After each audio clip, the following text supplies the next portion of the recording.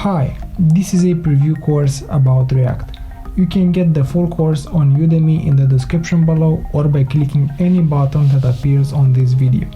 In this course we will understand React at a deeper level and we will create one simple application for you to understand the ins and outs of building a corporate level project in React.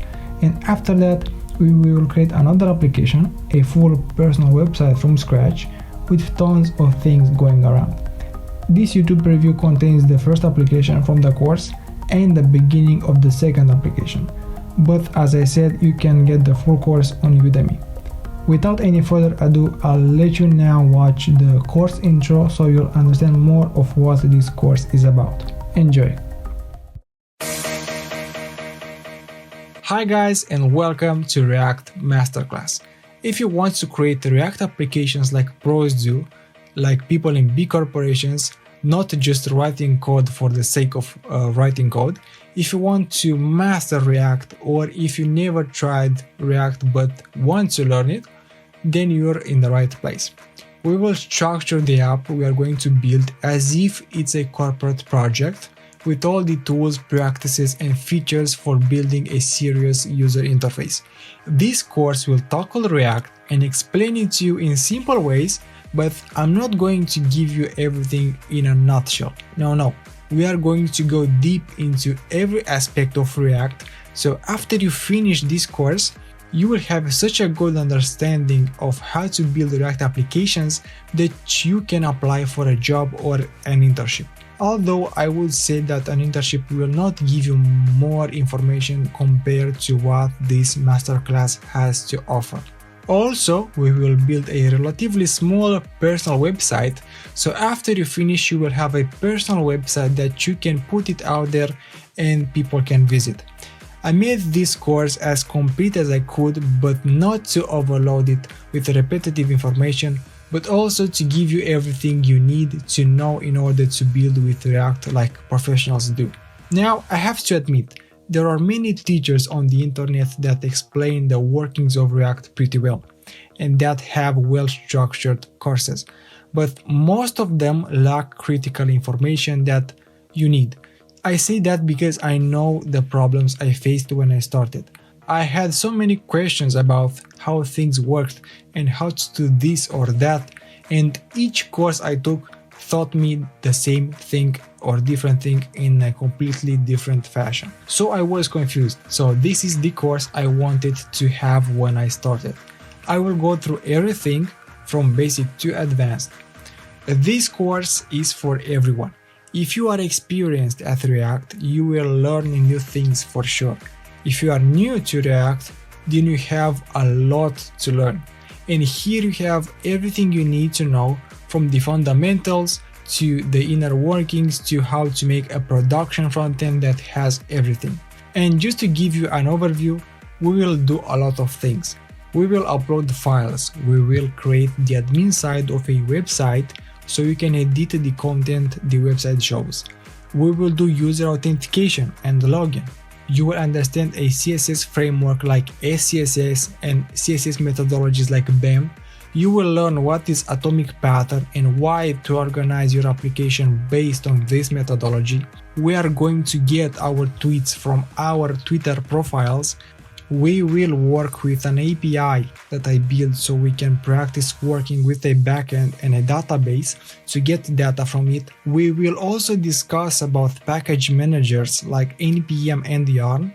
We will use React Context for global state management that is an alternative to Redux. I will teach you how to use Git to work with multiple people at the same project. We will configure our project for the best development experience, and on top of that, I will explain how things work in a theoretical manner and with code, so that you understand it in full. So you see, before going further, you must understand that this is a very broad and in-depth course, so you can even take it as a challenge, and before starting, I should warn you that if you are new to React, it's going to be a lot to digest. But believe me, it's worth it. And I need your full commitment. Oh, and by the way, at the end of the course I will tell you how is it to work in a company as a React engineer. Quick note, this masterclass assumes that you already know JavaScript at a basic level. The ideal is if you have built websites with HTML, CSS and JavaScript before. Okay, now let me show you briefly the roadmap ahead. You can look at them like chapters. A chapter may or may not have more than one lesson. So first and foremost, we are going to understand React. How does it work so you will have a good foundation before going further.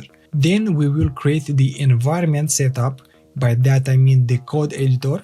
I will explain to you everything you need to know about it, and we will also install all the fundamentals libraries that you need to have in your application, the same libraries that most of companies use in developing React applications, like Eslint, Husky and Prettier. Then we will create the main project structure with atomic design pattern, and we will create the basic SCSS files that we will need in order to develop our app further, and we will discuss about TypeScript because this app will not be built with JavaScript but with TypeScript.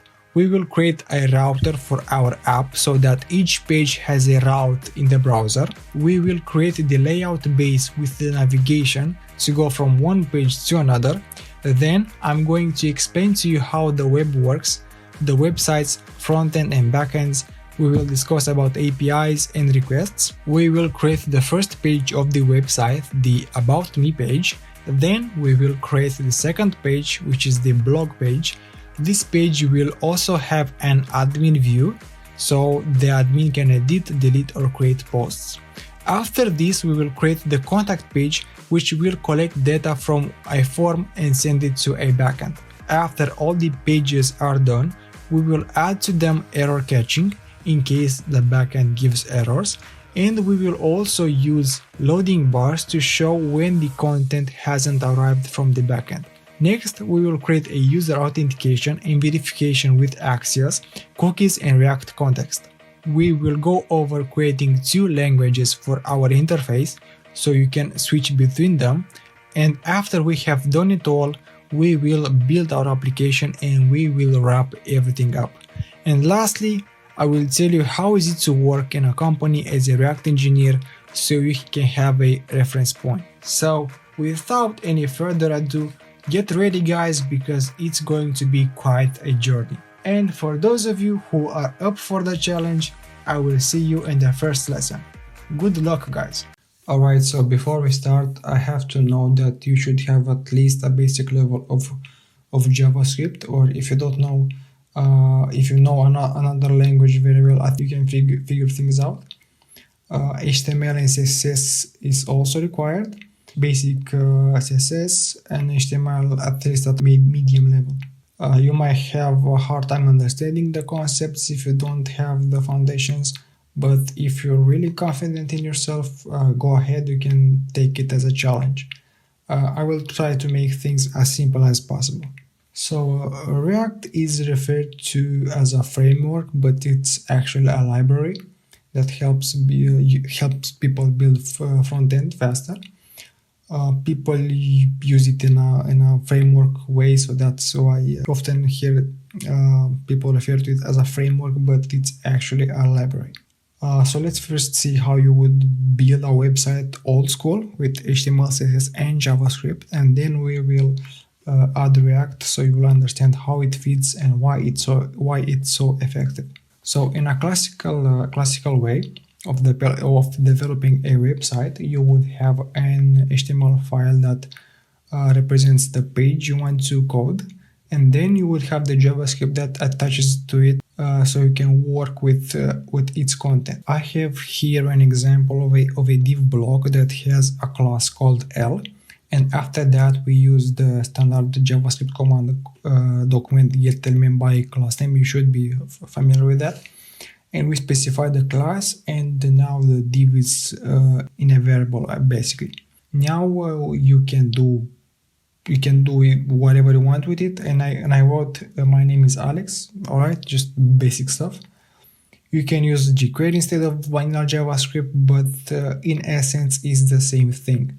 With jQuery you just write code in fewer lines and generally more intuitive. Now Imagine you build a whole platform with a bunch of things that appear and disappear dynamically with this approach. It's hard, not impossible of course, but hard and time consuming. You would literally have a bunch of files with long JavaScript code that is hard to read and hard to understand, especially if you did not build the project yourself, but you are asked to improve it. My recommendation is that if you have a small website or a website that does not have much dynamic content here and there, like a simple landing page, you can go with the classical approach. But for everything that is not that, you need a better approach. And here React comes and saves the day.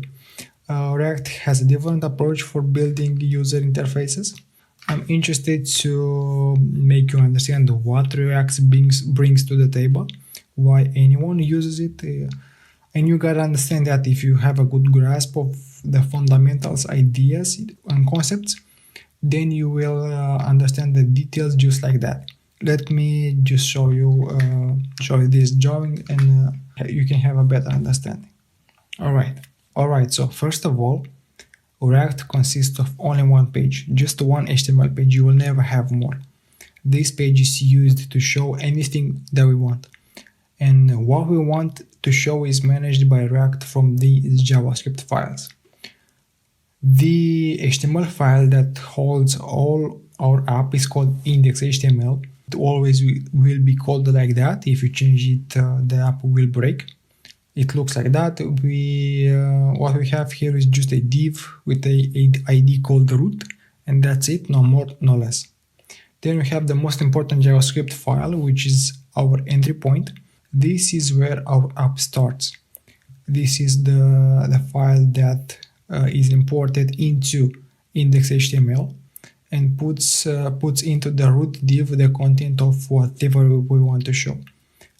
This file is called index.jsx, and it has within it a function called the render, which is a standard function imported from React DOM. Remember, React is a library that we hypothetically installed, so we can import things from it. The first argument that this function receives is a React component, which I will show you in a second what that means. And the second argument is the HTML element that we want to insert our React component into. So this is the element from index.html, remember. So what the render function does is just to introduce within this HTML file this React component, which I will show you in a second what that means. Now, what a React component is, here comes the difference between a classical vanilla JavaScript and React. A React component is a function that returns HTML code. So just let me repeat that. A React component is a function that returns HTML code. It has an extension called JSX when you write with JavaScript, and TSX when you write with TypeScript. JSX is just the same JavaScript or .js, but it's modified by React so that it can support everything React needs. You know, like functions, returning plain JavaScript, which regular JavaScript cannot do. Say we have about me page. Then this page is a component. Just let me zoom in a bit. Okay, it looks like this. Now we can hypothetically have another page, which is, for example, contact page. That's also a component. The whole React is based on components. A component here, a component there, and that's what user sees. The page nav bar is also a component. We can have a component for everything. For a list of photos, for big forms with lots of inputs and so on. Components are just pieces of HTML that are somewhat independent. It's JavaScript and return HTML. I think you got the idea. And the magic behind all this is that we can import components within each other. So the navbar component can be imported into About Me page, so that we can go on it. So that when we go on it, we would have a navbar on that page. I don't know why I wrote these two lines. Alright, so basically this code whoop and goes into the about JSX when the whole thing is compiled. So that means that we can have components within components within components. If you haven't understood yet, just bear with me. I promise it will make sense in the following videos. This is the general concept of React. You can call it an overview, a holistic view from the top. In the next videos, I will show you the next two pieces that make up React framework, which is state and props. See you then. Hi, in this lesson we are going to look at state and props, the two other elements that make up React, what it is. I'm going to explain to you these two with some function components, and in the next lesson we are going to do the same thing on an actual React project from scratch. So we know by now that React components are functions that return HTML. Now here the state comes in. You can find many explanations on the internet of what state is, but most of them are not really clear in my opinion. So state is a variable in your function that holds all the data that will be changed over time, such as lists, lists of photos, values of inputs or of forms, and so on. The React component re-renders itself when you change any value in state. So say you have a value called the name in state, which holds your name, and your name is showed on the screen, right? Now when you change the value of name from state to, for example, your pet's name, the component will re-render itself from the top to bottom again, and so after that you will not see your name on the screen, but your pet's name. So now let's look at a real example so you can have a better understanding. Let's say we have a React component called the navbar JSX. It's a navbar. Hypothetically, it sits somewhere in our folder directory and it returns this HTML. Now that's pretty static. It does not change much. Now when we add state, you can look at the picture on the right. So, but before explaining how we added state, you need to know that there are two ways of declaring components. The first one is by function, and then the second one is by class component. People use both of them, but I've seen so many applications written entirely with function components. Classes were used often before, but since the release of React hooks in 2018, I think, function components became more and more used. I will not get into the React hooks subject because it's not relevant right now, but essentially React hooks are a set of methods that give the ability to React function components to have state and a bunch of other things that functions couldn't do before. So the whole purpose is to make code clearer, cleaner, and better. So you see now that this function component can have a state variable. It could not do that before React hooks in 2018. Only class components could have had state. So that's an improvement right there. Now let's look at this example more closely. So this function component is this navbar, but we added state. Now we have got a variable called title within our function component, and we can do whatever we want with it. and we can put it in the HTML as being that is being returned this way.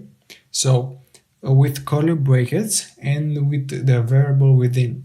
You will see often these curly brackets. What it essentially does is to give us the ability to write JavaScript code right between HTML lines. We can do console log, for example, here. Anyway, we'll go over those later in the course. So the component is being rendered. The HTML is being shown to the screen, and instead of the curly brackets and the variable, you will see on the screen written "this is title." Now below this title you will see on the screen a button as well. In the component I wrote with the onClick attribute an inline function that calls the setTitle function. This setTitle function changes the value from title, the variable that we have above on state, and we send as a parameter to this function a new title. More exactly, I wrote "this is the second title." Now on the screen I would, on browser of course, I would press on this button and the value of title would change instantly. And as I told you before, because when state changes, the component re-renders itself and the whole thing, we would see on the screen instantly a new title instead of the old one. I hope you got that.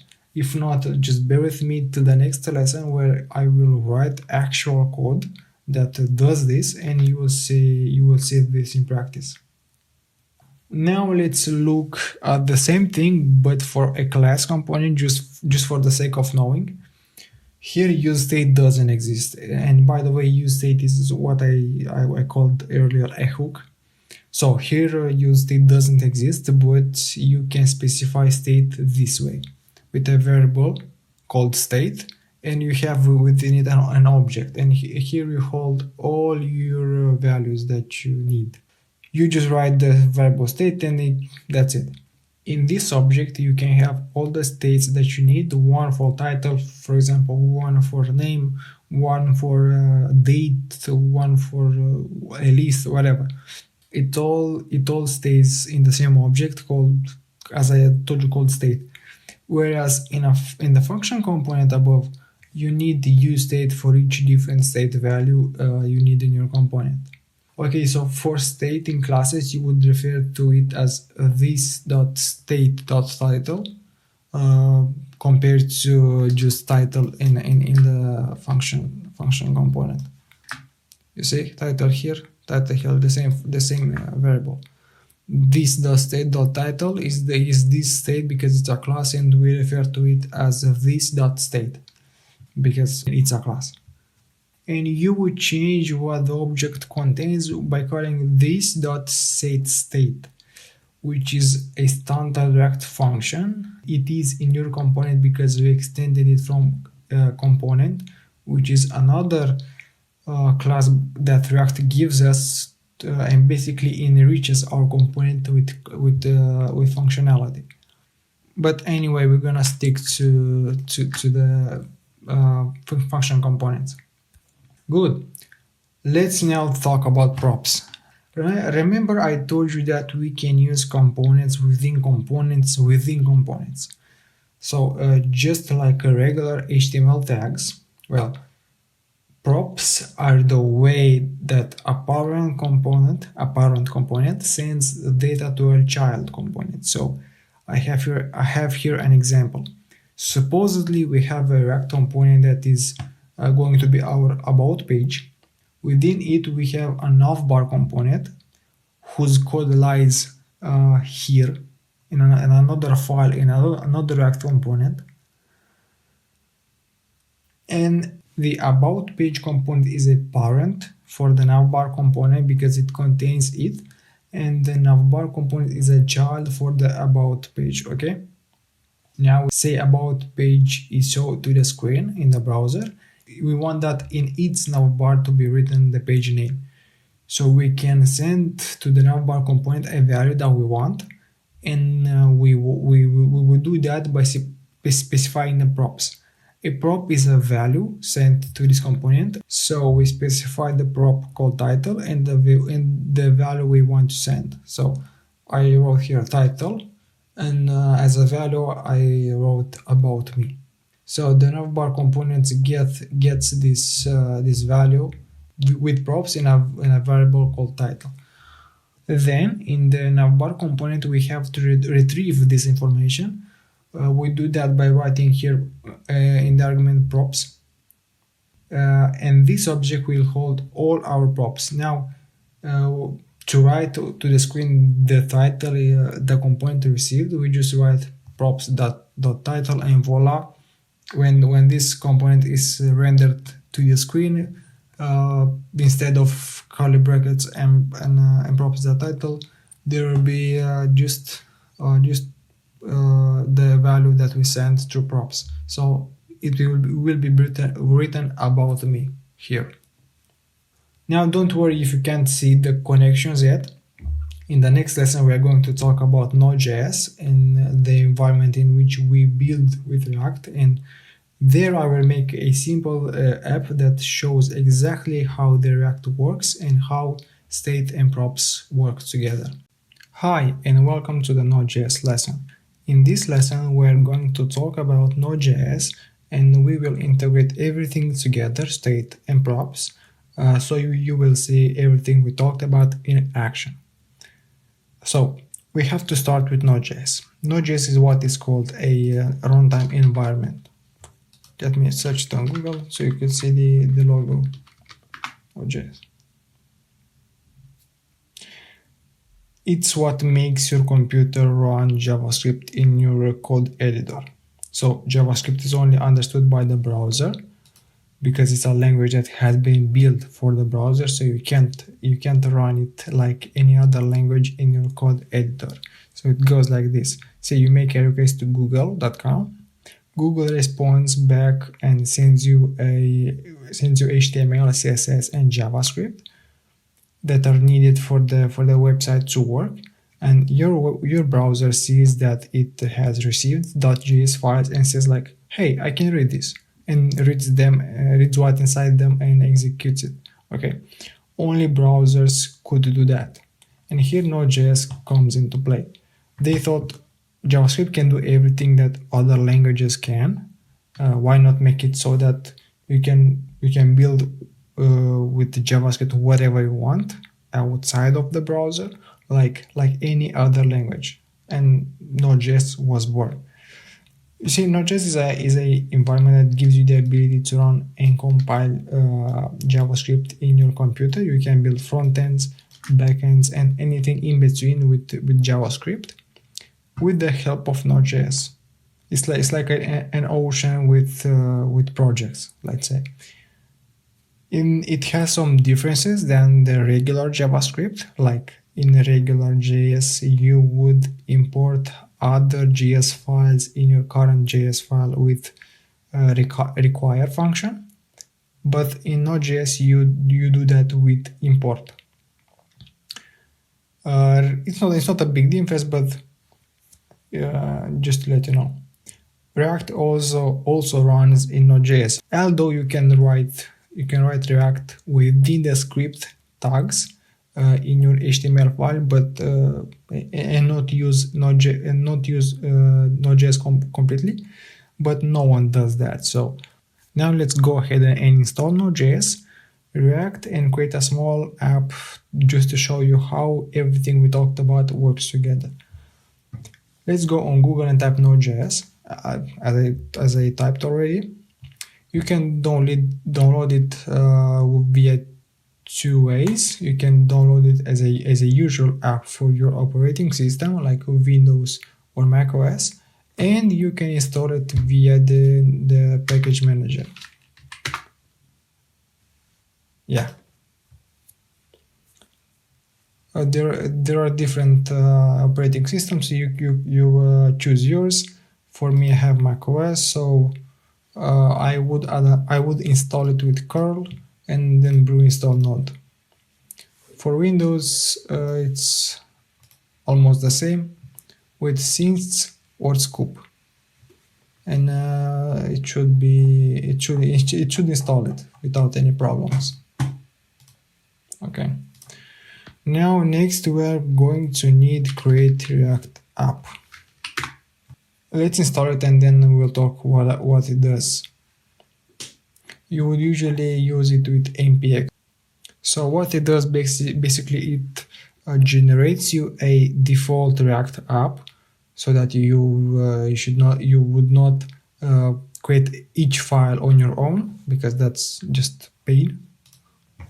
Let's go in our code editor and use this command to create our app. Clear. And let's go ahead and let's go into desktop, and we can write npx create React app. npx comes with Nodejs, so you should install firstly Nodejs, and then Nodejs has npm, which is another package manager, and it has npx with it. So you can after you install Nodejs, you can use the create React app CLI. Create React app, and then we will specify its name. We will say test React. It will probably take a while to install. I think 1 to 2 minutes depending on the internet, so I'm gonna pause until it's done. Alright, it has been installed. Let's now just jump in right into our folder. It's on desktop. Test React, that's all. Okay, open the folder, and here should be our React app generated by create React app. So let me walk you through each file of what has been generated, so you can understand everything. So the most important file here is a package.json file. Every Node.js app has this file. Basically, whatever you build in a folder that has this file is a Node.js app, whether it's a React app, Express app, or anything in between. It has been generated by create React app, but you can choose to create every file from scratch. You would start with a command in terminal called Node.js init, and that will generate you a package.json, and Node.js would understand that this folder is supposed to be a Node.js app. So yeah, it's the starting file for your Node.js app, which is React, which we use React for this app. Now, what it contains? It contains a list of configurations, commands, and list of libraries that your app will use, thus the name package.json. So let's look at each line. The first one is the name of the app that we specified. We can change this name to anything that we want. The second line is the version of the app. It's also we can specify any version that we want. Next, private should be set to true only when you build a library that is going to be published. Then private should be false. And then dependencies. Dependencies are the list of libraries that you will use in your app. Where does your app get all the libraries? That's from npm or yarn. So the libraries are basically out there on the internet, and to install them we use npm or yarn, which are package managers. So if you don't know what a package manager is, it's basically a wizard that basically sits in your CLI, in your terminal, and pulls the packages from the internet and installs it in your app. Just for the lack of a better example. So the libraries are basically out there on the internet, and to install them we use npm or yarn, which are two package managers. npm comes pre-installed with Node.js. npm finds libraries on its archive and installs it in your app. So for example, we want to use library that helps us work with dates. Let me show you an example. So we want to use a library that works with date. So we will not use the standard new date object that JavaScript gives us, but we're going to use a library that makes it easier and more convenient for us. So for example, we want to install the library Nodejs. So what we look for is the npm website. npm has all these libraries within each archive, and we can install them from it. So it says we can install it with npm i Nodejs or npm install. It's the same thing. So let's copy. Let's go in our app. Open the terminal here. So we supposedly want to install this Nodejs library that we're gonna use. We would write npm i Nodejs or npm install Nodejs. They both work fine. If you installed for the first time Node.js in your computer, you might not have yarn installed. So you can go ahead on Google and search how you install yarn. It's a bit faster than npm, but they both work just fine. Just for the sake of example, we're going to use npm i Nodejs. So what it does is it goes on the internet, and it fetches this library, and it installs it in our app. And voila, Nodejs has appeared in our dependency tree. Now we can use this library in our React app, and the code of this library sits or stays in your Node modules folder.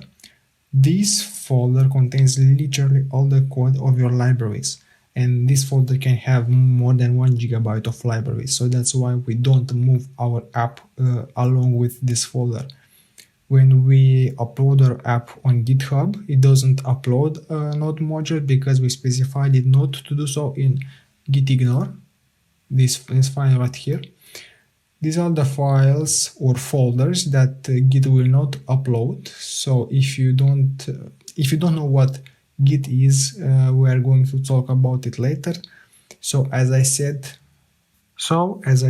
the code doesn't come along with this folder, and if, for example, you download a React app somewhere and want to add code to it, it would firstly need to add this folder with all the modules.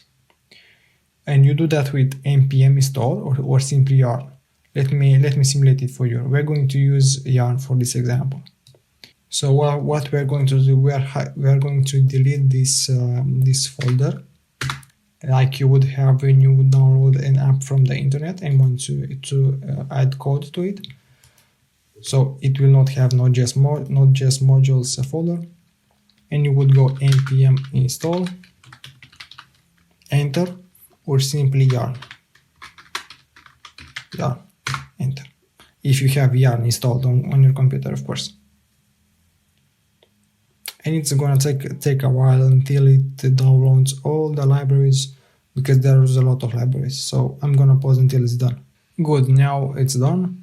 If your Node.js module folder didn't appear here, just go ahead and press Command Shift P and say reload, enter.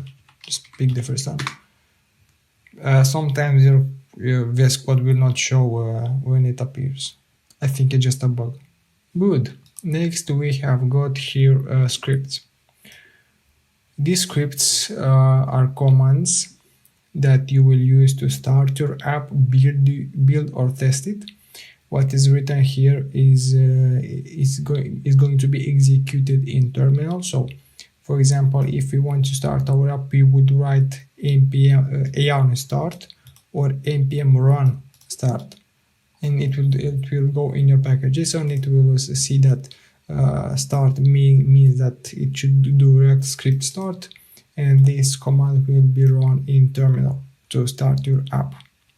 And what you see below are just configurations for some libraries that helps us in the development mode, but that's not important right now. we will go back here and when we'll start our personal website, and we will need some packages then. So okay, that's it for the package.json. And by the way, package.json package lock.json is automatically generated for any operations where npm modifies either node modules tree or package.json, and it describes the exact tree that was generated, such that subsequent installs are able to generate identical trees, regardless of intermediate dependencies updates. And this file is intended to be committed into the source repository and serves various purposes. And the yarn block is just the same thing, but it's for yarn. README file is contains just instructions. You can write whatever you want here. Now let's go to the public folder. Remember, I told you that React has only one HTML file and that JavaScript plays around with its content. Well, this is that HTML index.html. When everything is built, this is the file that browser opens. It has only one div with the ID of root, and that's how it will remain. JavaScript selects this div and places the content within it, and that's basically your website.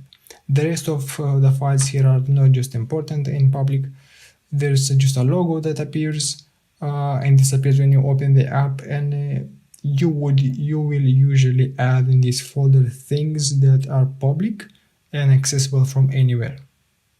We will delete these files and later. Now the CSS folder is where the magic happens. This is where we write what our app will do. So let's look at them one by one. The most important file here is index.js.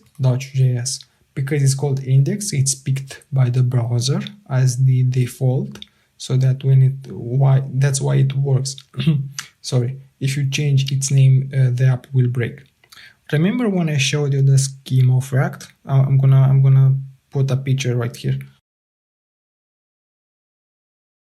There is the index.js file that is the entry point of our app. It connects everything we have built with JavaScript and pushes it all in the div element with the ID of root in the index.html from public. So these are Nodejs imports. This is how we will import files and libraries.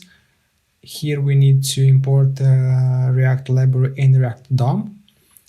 And it has this function called the render function, which does the rendering for us. This function is new. I think the guys from React added it recently, because until now there was a service worker function instead of this. I read about it on the internet, and from what I remember, it helps Google with some metrics, and I'm not quite sure, but we will not touch it. We will just let it be.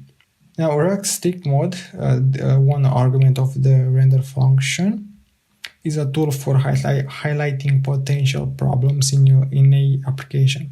It's like a component, but it doesn't show anything to the screen. We will not use it. In fact, we can delete it and just let the app component within. We can just be attentive to not delete the comma here. So again, what this function does, it basically takes this React component, which is a HTML code. We will look into it later. And what it does, it basically pushes it into the document get element by the of root, which stays in public index.html, this div. All right, so it basically pushes it HTML code. Okay, let's go back. Index.js. And now the index CSS is the CSS from right here. It's just global CSS that it will be applied to the root element in index.html. Now the app component is what we talked to be a component, a React component. It's the first and only component that there is in this application. As we talked, components are functions that return HTML, right? Like so, and that's the only component we have. So it's index.js takes that HTML code and pushes it to root ID. Now let's start our app so you can see this in action. I'm gonna clear the terminal. So let's go ahead and at npm run start, and it should start your application on port 3000.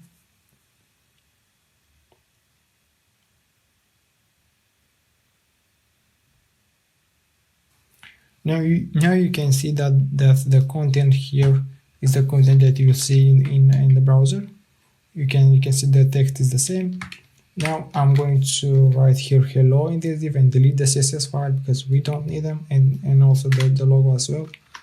This is just a default that React gives us, but we will not use this file ever. Like, we're gonna delete everything there is. So write hello. Last name app also does not exist anymore. And let's delete app CSS, which is the CSS that is being applied to the app.js. But since we don't use CSS here, we also don't need the CSS anymore. And the logo as well. Okay, now the file with test are files that just test functions and components, but we will not dive into testing in this course. So once you understand React, okay, you can add testing then, you know, like the cherry on the top of the cake. We're going to delete these files now. We do not need them. We're going to leave report web vitals here for now.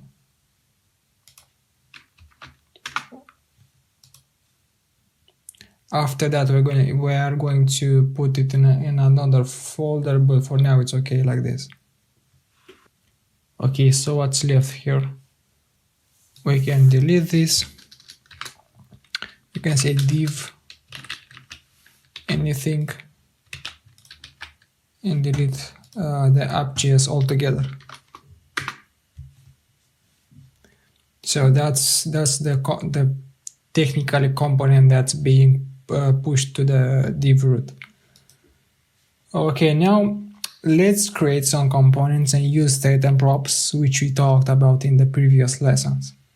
So I'm going to make a folder called components,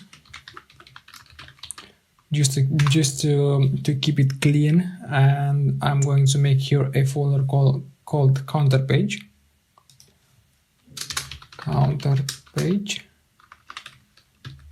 And a component called counterpage.jsx. This is a component. Okay. All right, I'm going to create a function and export it. So you start with export const. I'm gonna call it counter page. Okay. And by the way, this is a inline function, but you can make it as a regular function if you want. I prefer this way. And we're going to return a simple div for now, div with something here. Now let's create a CSS file for this component in the same folder, and we're gonna call it as well counter page, but it's gonna be CSS. And I'm going to make a class called counter container. Let's be container. Okay. Now let's give it a height of 300 pixels and a width of 500 pixels. Okay, and we're gonna give it a border and that's it. 1 pixel solid black. What does it say? I haven't saved. Okay. This is the CSS. This is the component. We need to import the CSS here. Don't forget that. Import. This is the path, by the way. Like the same folder / counter page dot CSS. Great. So basically this component now can have access to this CSS. So what we have left to do is say class name, no counter page, counter container. Okay, why class name and not class? Because class is a keyword that has been taken by React, because you can create a class like this, class, so the keyword is occupied.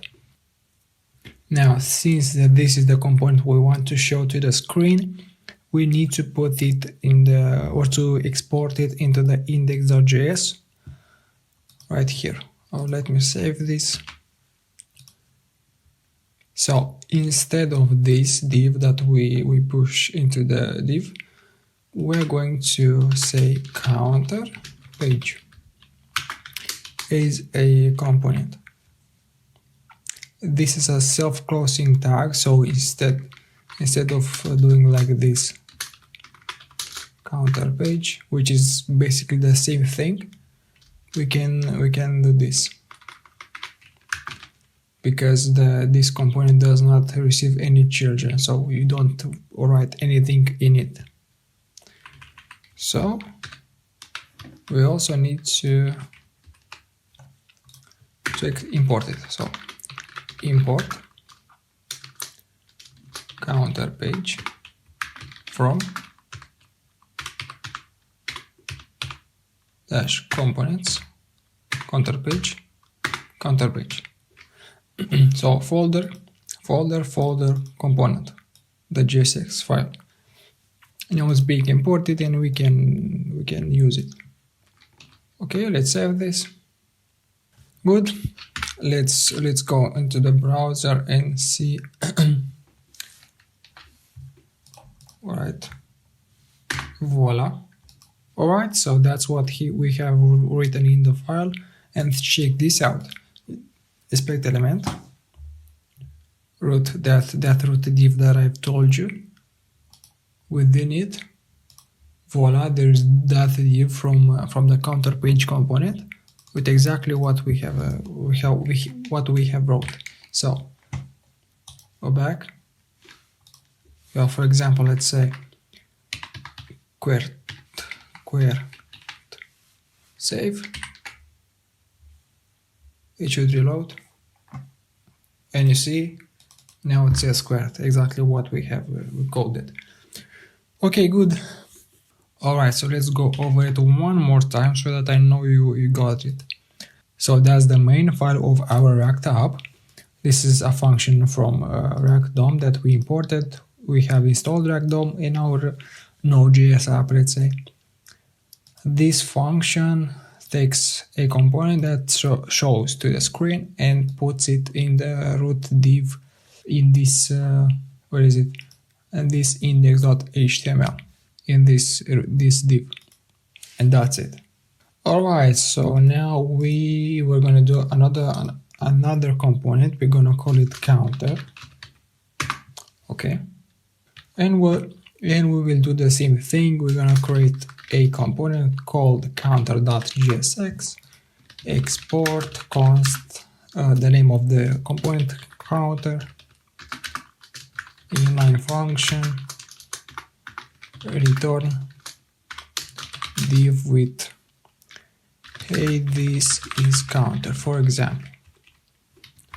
Okay, and let's create a CSS for it, counter.css. we're gonna create a class called counter with the width of 100% and the height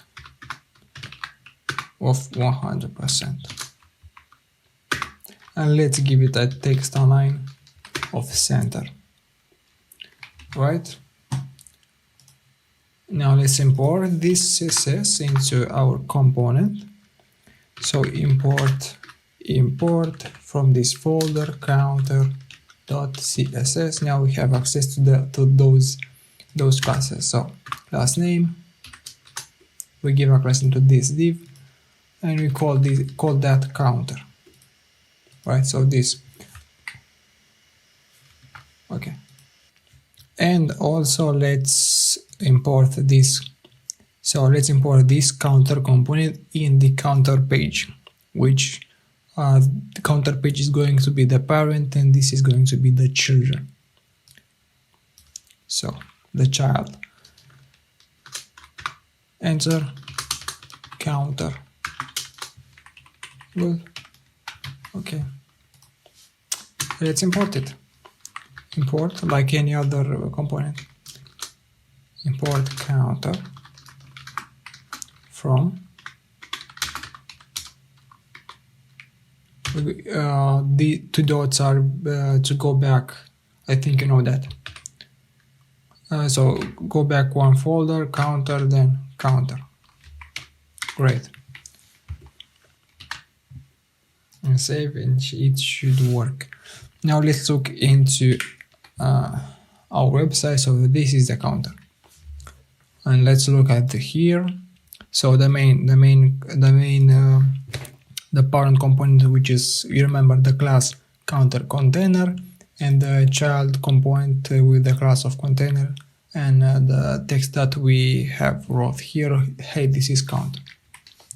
So again, this is the parent, which is being pushed into the index here, and it has a child, which is this component, counter called.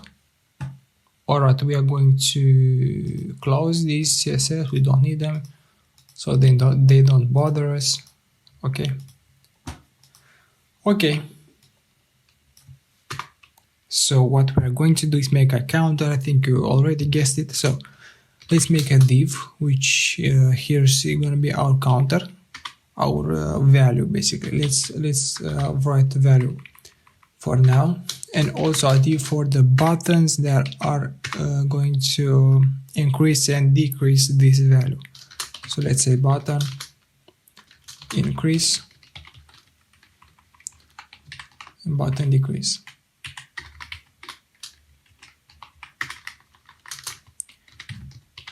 If you don't know what I did, I pressed Alt and Shift with the down arrow, so it makes a copy. It's a bit easier. You can write it manually, but it's a cute little trick to write faster. Now we want to add a state value. So what we do first is import useState from React. I encourage you to put the most important imports the first, and then what is less important below. So we're gonna import useState from React, and we're going to create a const counter, let's say, and set counter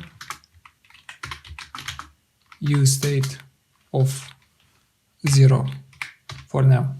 Right, so again, the useState function returns us a variable in which we keep the value that we want, which is counter. We called it counter, and a function that when you call it, it changes the counter variable.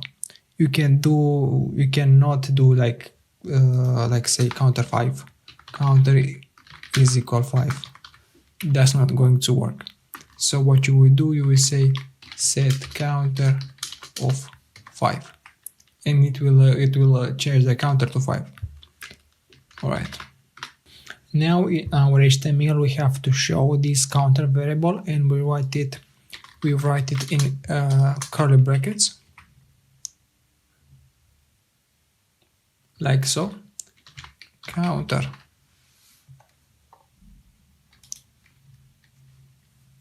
Let's save this, and let's make an onClick function on the button to increase or decrease this value. So onClick.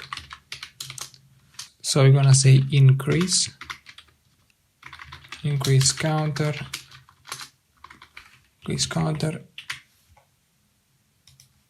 and here onClick decrease counter. Okay, let's make now the functions here. So here we can write functionality. So you will go like const increase counter inline function, and here we can write anything you want.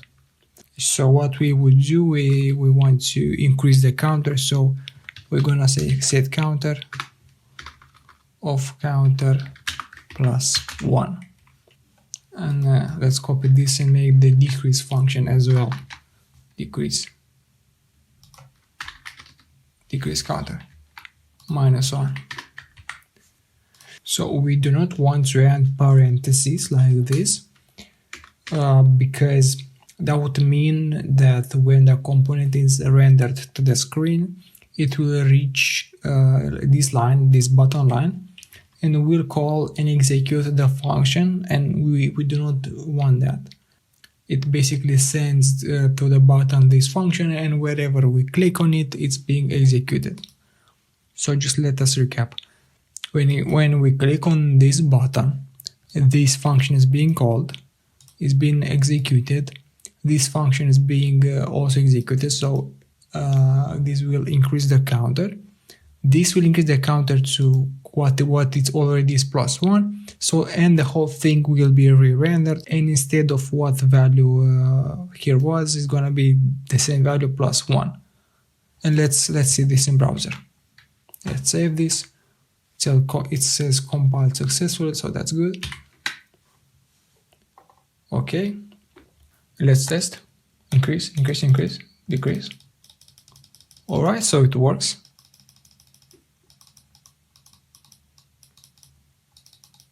So that is state.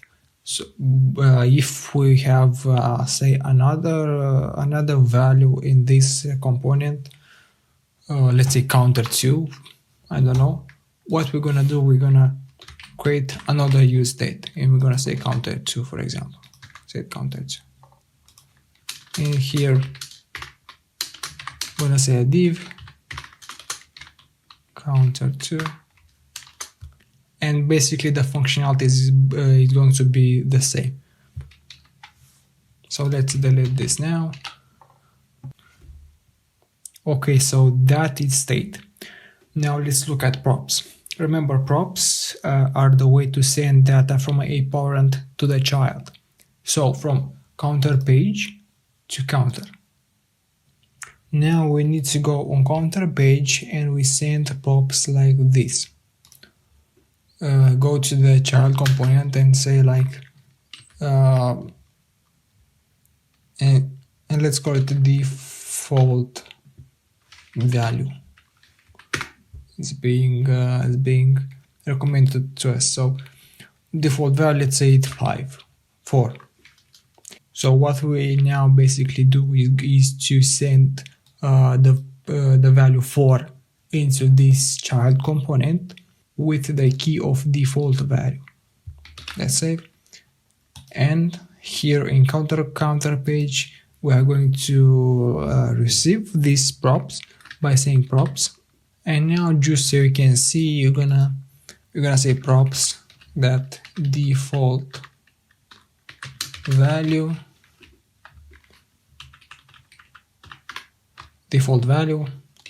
and save this. So let's see in browser.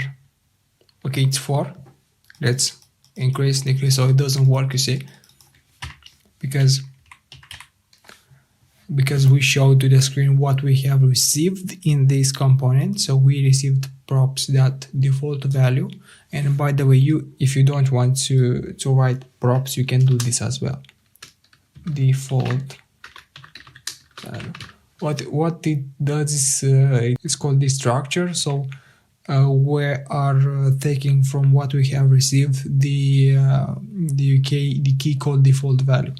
In here we do not need to write props anymore, but we're gonna go with the props. So just for the sake of example, so you can understand it better.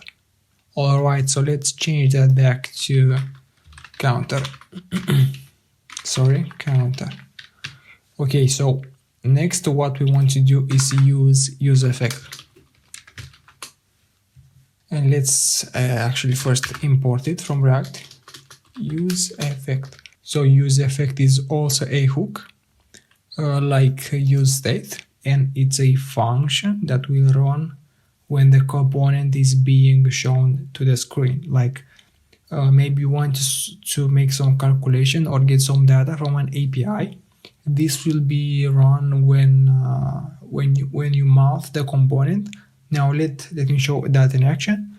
You would usually put it first because just to have a clean and nice looking component, but if for whatever reason you need to have something else to be first, then it's okay.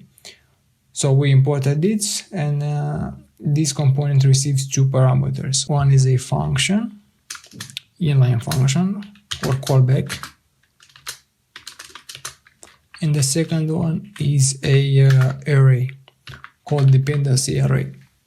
So this is a callback. If you don't know what a callback is, it's just a function sent as a parameter, and when use effect wants to use it, it's just gonna use it. So if the array sent as the second parameter is empty, then this function is going to run when a component is being rendered to the screen. But if we place here any variable, this code will also be executed. The code in the callback will be executed when this variable changes. So here we want to write props that default value.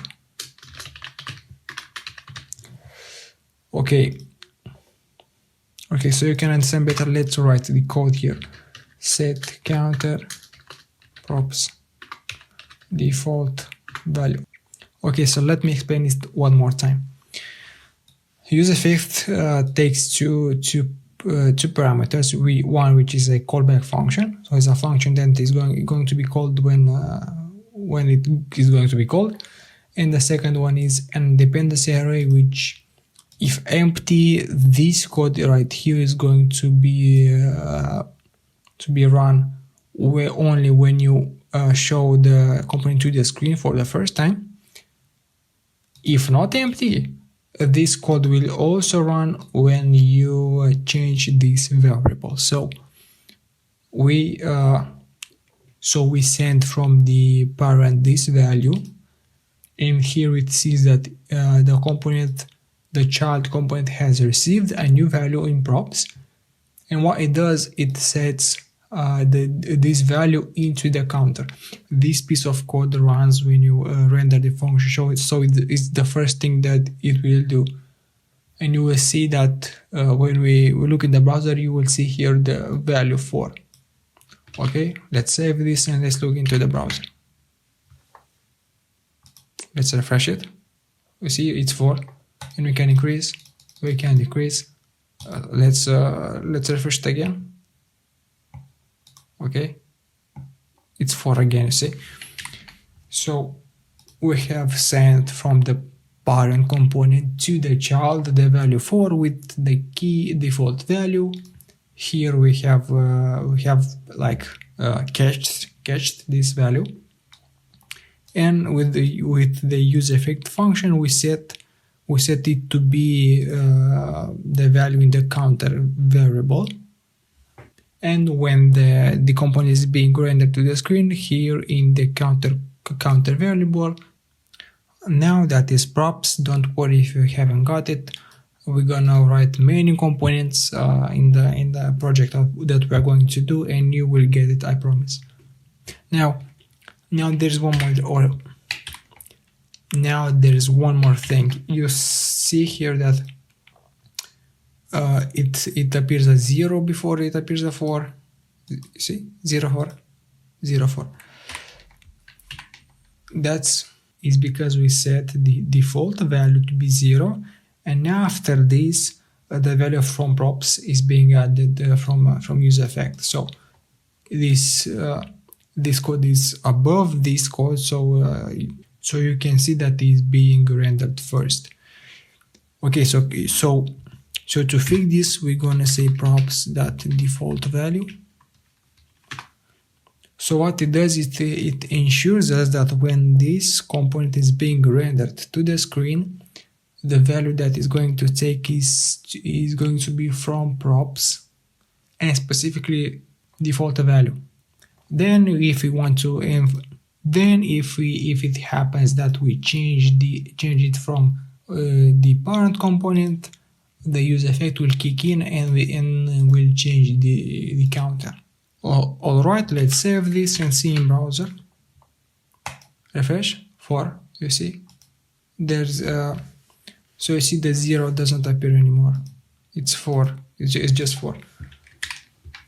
Let's change, just for the sake of example, it's right here 5. In the parent component we now send the value 5 into the child 5, and it receives in props 5 here. It sets with the use state, it sets its value to be 5. So what we're going to see on the screen is going to be 5. Okay, so it's 5. Refresh 5. Okay, it works. So that is state and props. It is not complicated. It might seem at first, but it takes just a couple of components and you get this pretty quickly. If you had any problems understanding it, you will surely understand it later in the course by doing the personal website along with me. So let's wrap everything up. The CSS folder here is the folder where you write JavaScript code that pushes or takes HTML code from index.html here that stays in public. Index.js is our entry point.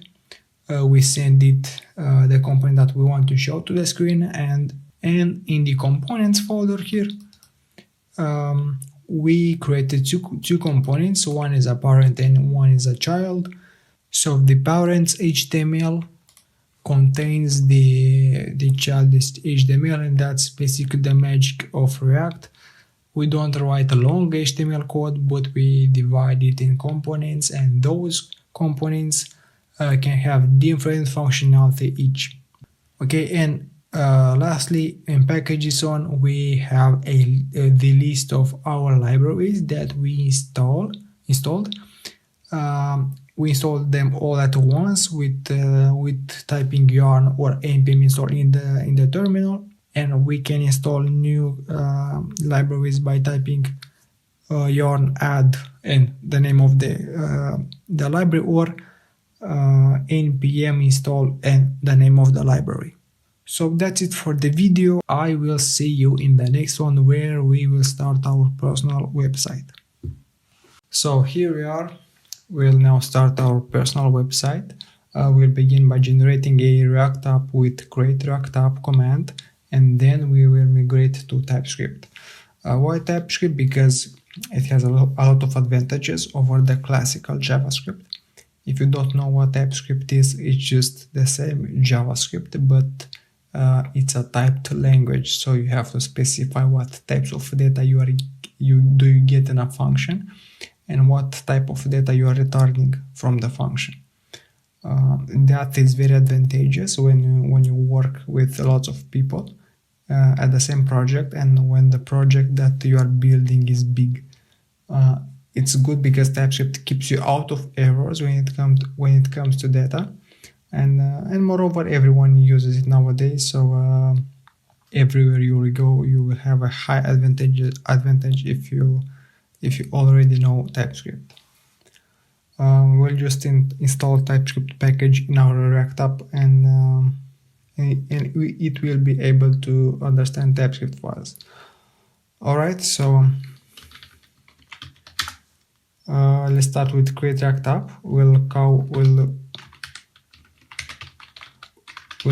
our React app personal website.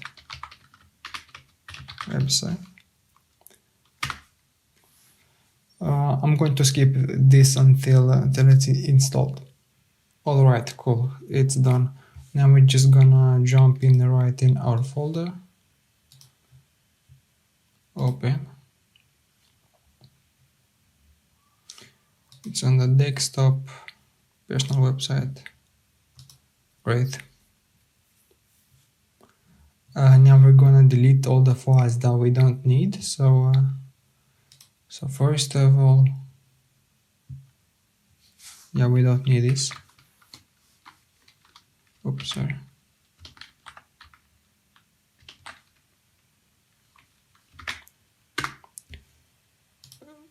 We'll move this file in another folder later. So we'll delete this as well,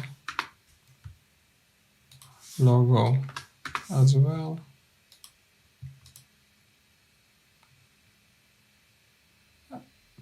That's enough, okay. So alright, you see now the files are with the JS. We'll install TypeScript, and after that we will change these to .ts or .tsx respectively. Let's open the terminal and install TypeScript. Come on. We'll go ahead and write yarn add TypeScript and add types /react and add types /react DOM -d, because we're gonna install it as a dev dependency. So the add types packages are packages that help facilitate the typing. So TypeScript might ask some typing from React or React DOM, and it will show errors, and because of that React gives us the typing of their React functions. So just enter.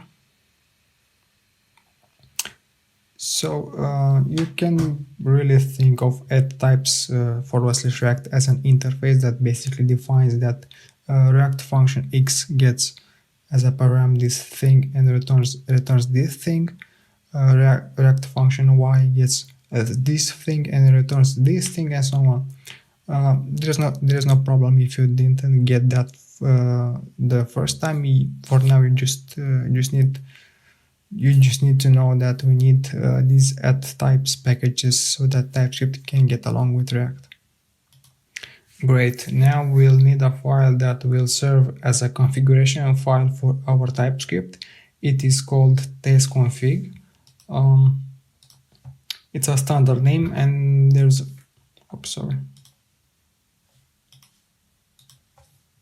tsconfig config.json.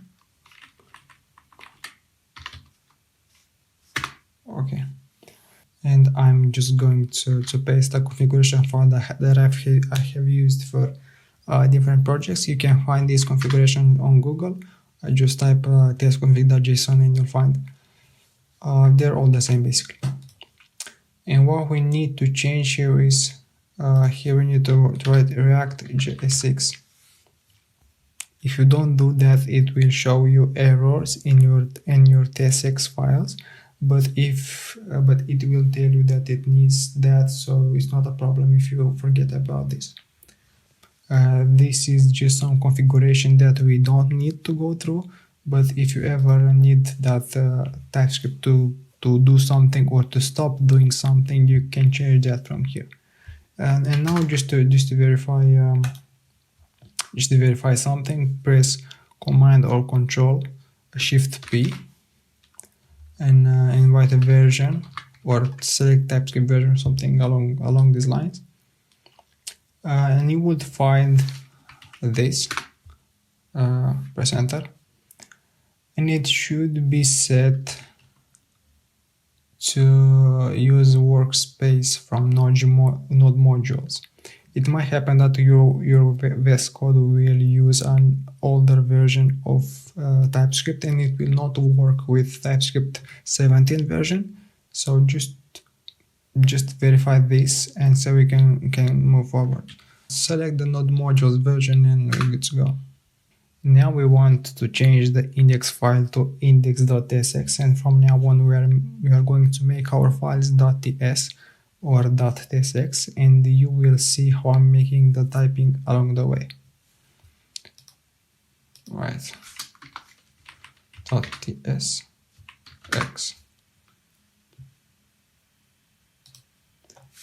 And we're gonna make this also tsx for now.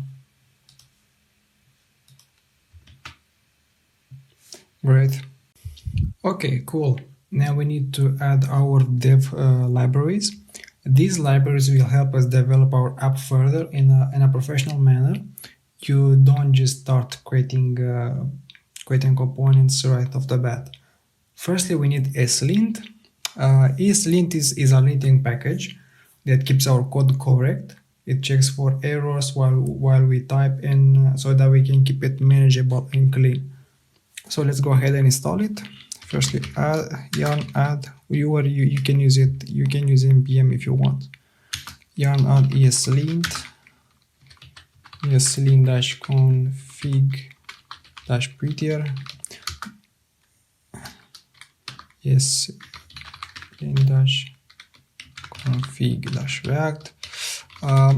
There's a lot of packages actually for this one, but just bear with me. -react eslint-import-resolver-typescript, because we are using TypeScript. Okay. eslint-plugin-import eslint-plugin- alright, import here. -prettier and eslint-plugin-react in Prettier. Mine -d because we're gonna install it as a dev dependency. Hope I didn't miss anything here. Plugin import. Okay.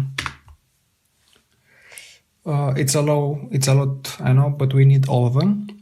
Theoretically, you need just ESLint, but we work with React and you will need those afterwards. So we'll just go ahead and install all of them now. Prettier is another package that keeps your code pretty, and you see ESLint works together with Prettier, so that's why we need both of them. Cool. I suggest adding ESLint as a global dependency as well. And for that we say yarn add eslint-g. So now it's in the Nodejs and you could actually access it from other projects as well. Alright, I'm just gonna skip it till it's done. Alright, cool. Now we'll go ahead and write yarn run eslint -init, and that will initiate a configuration file in our project from which we can later change things if you want. But this configuration file is needed, so I'm gonna ask us some questions. Yes, I'm gonna use modules. I'm using React. Yes, I use TypeScript and browser, and come on, there'll be JavaScript. Yes, and now it's gonna make the initiation file.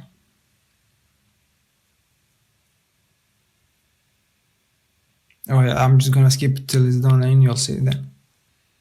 Alright, it's done, and it says something here. Let's just go ahead and if that appears, just go ahead and write npm audit fix. It's not a big deal. So that's the file, the configuration file for Eslint. There are different settings and rules. You can change them afterwards if you want. We don't need to change anything now. Let's go, just close it. Okay, great. So now we'll just go ahead and create the Prettier configuration file. Remember, Prettier is a package that keeps our code pretty. That's why it's called Prettier. And the configuration file is called .prettier rc. Okay. And we will go on Google to take the default configuration file, Prettier rc.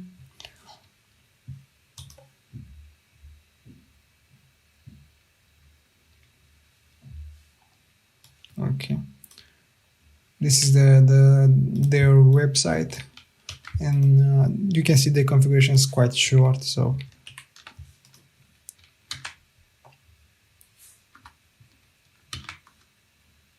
and you can change this as you like afterwards. Now we need Husky and the lint stage. Husky is a package that we can instruct to do something before we commit our code to GitHub, so that it's not pushed with errors. And the lint stage is the package that with the help of Husky verifies the code when it's staged, meaning when it's about to be pushed to Git. And just a quick note here, I'm not going to teach you how Git works, because it goes beyond the scope of this course, but I hope you already have an understanding of how it works. If not, just go on, I think it's github.com/CLI/CLI, so you can install it and make an account on github.com, and there you will upload your code in a repository. Don't worry, you will see how I'm going to push my code to GitHub, so you can do the same.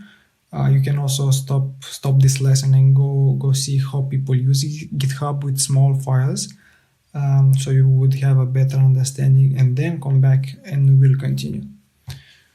But for now, we'll go ahead and install it. You'll add Husky and the lint staged -d because it's a dev dependency.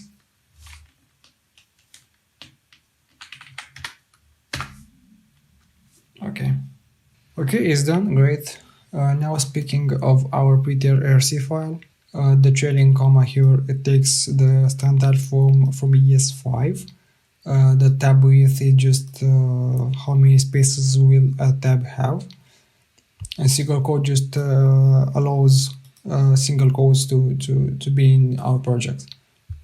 It's not a big deal. Now you can see. Good. Next we need Axios. Yarn and Axios and auth types /Axios. If you've ever worked with JavaScript and fetching data from an API, you know what Axios is. Basically, everyone uses it instead of the standard fetch function that comes with JavaScript. Axios fetches data from a specific API, so we can show to the screen data that is somewhere in a database in a backend. Okay. Lastly, we need two more packages, which is Nodejs and Beam Australia React environment. So we just go ahead and install both of them. Nodejs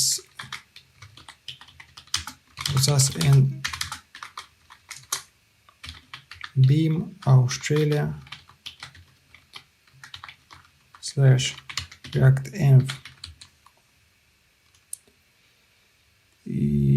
Okay, so So the first one will help React understand CSS files, because we will not use regular .css but SCSS. So this will help React compile the SCSS files in the regular CSS when the app is built. And Beam Australia gives us the ability to create an .env file to keep the sensitive data into it that helps our environment run. You will know how that works when you're gonna use it. Great, these are the libraries that we need in order to get started on the right foot. I'm going to leave in the notes below a list of these libraries so you don't have to remember them. And then now I encourage you to add these to your VS Code these extensions. You might notice that my icons appear different than yours. So you can install Beautify, Eslint also. Gitlens, this one we will use to help us push our code to Git. HTML snippets also, if you want. IntelliSense for CSS. Material icon, this is for my icons. Prettier for the VS Code. Eslint. Okay, that's it with the configuration of our libraries. I will see you in the next video. Alright, this video is about folder structure. Now that we have our library set up, we will create a folder structure that will handle very well lots of files and keep everything organized. Of course, you can create your own folder structure, but this structure is what I have used for many of my projects, and also have seen big React apps built with this structure. Alright, let's start by making a folder called pages, and let's at first delete all these files, we don't need them. Up this, okay. In here he's gonna say that he doesn't see. We can delete these as you already know, and just say div la. Good. So let's create our folder pages. This folder will hold all the React components that have a root corresponding to them. So if you've got yourdomain.com/about, then here we will have a component called about page, and that's the component that we will show to the screen when users go into the yourdomain.com/about. Okay. Now let's create a folder called the libs. What we'll have here is different functions and functionalities that we want to use repeatedly in our app, like some function that returns current day, for example. We'll keep it here and in a file and import the function wherever we need it. Also, we need here a folder called HTTP. And here we will have all the functions that call the API and return the data for us, so that we don't write a ton of code in our React component to get some data, but we create a modular approach rather. You will see how that works when we create them. And here we will have another 3 folders called atoms, molecules, and organisms. Alright. We are going to use the atomic pattern that is widely used. It's a widely used methodology for structuring React components. Here we will have all the React components that are not pages, so usually reusable components like buttons, inputs, and so on. And so far, just created these 3 folders, and we will go over atomic pattern in the next lesson. Good. We also need a folder called styles.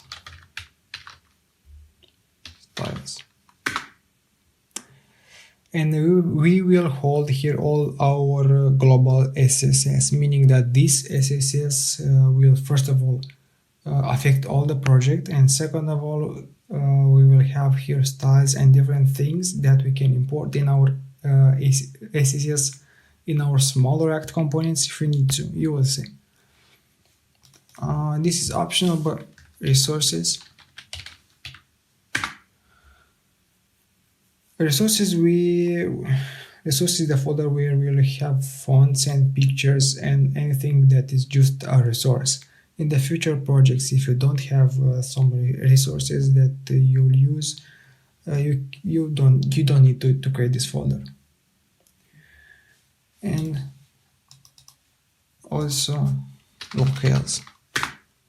This folder is for languages, so we will have here the languages of our interface, and each label or each thing that you want to be translated is going to have a version for each language. Okay, there's a couple more contexts.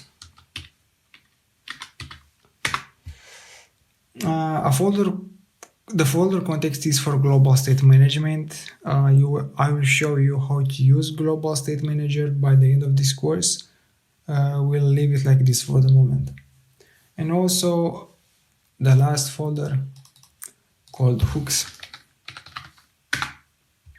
where we will have functions that work as a hook, so they are recalled in a sense when something changes.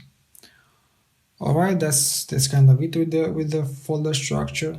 You can also play around with this as you like, but again, I use this structure a lot in the past, and I'm using it in the present, and I've seen a lot of people use it as well. So it's I think it's clean. You gotta agree. So yeah, that's it with the folder structure. See you in the next video.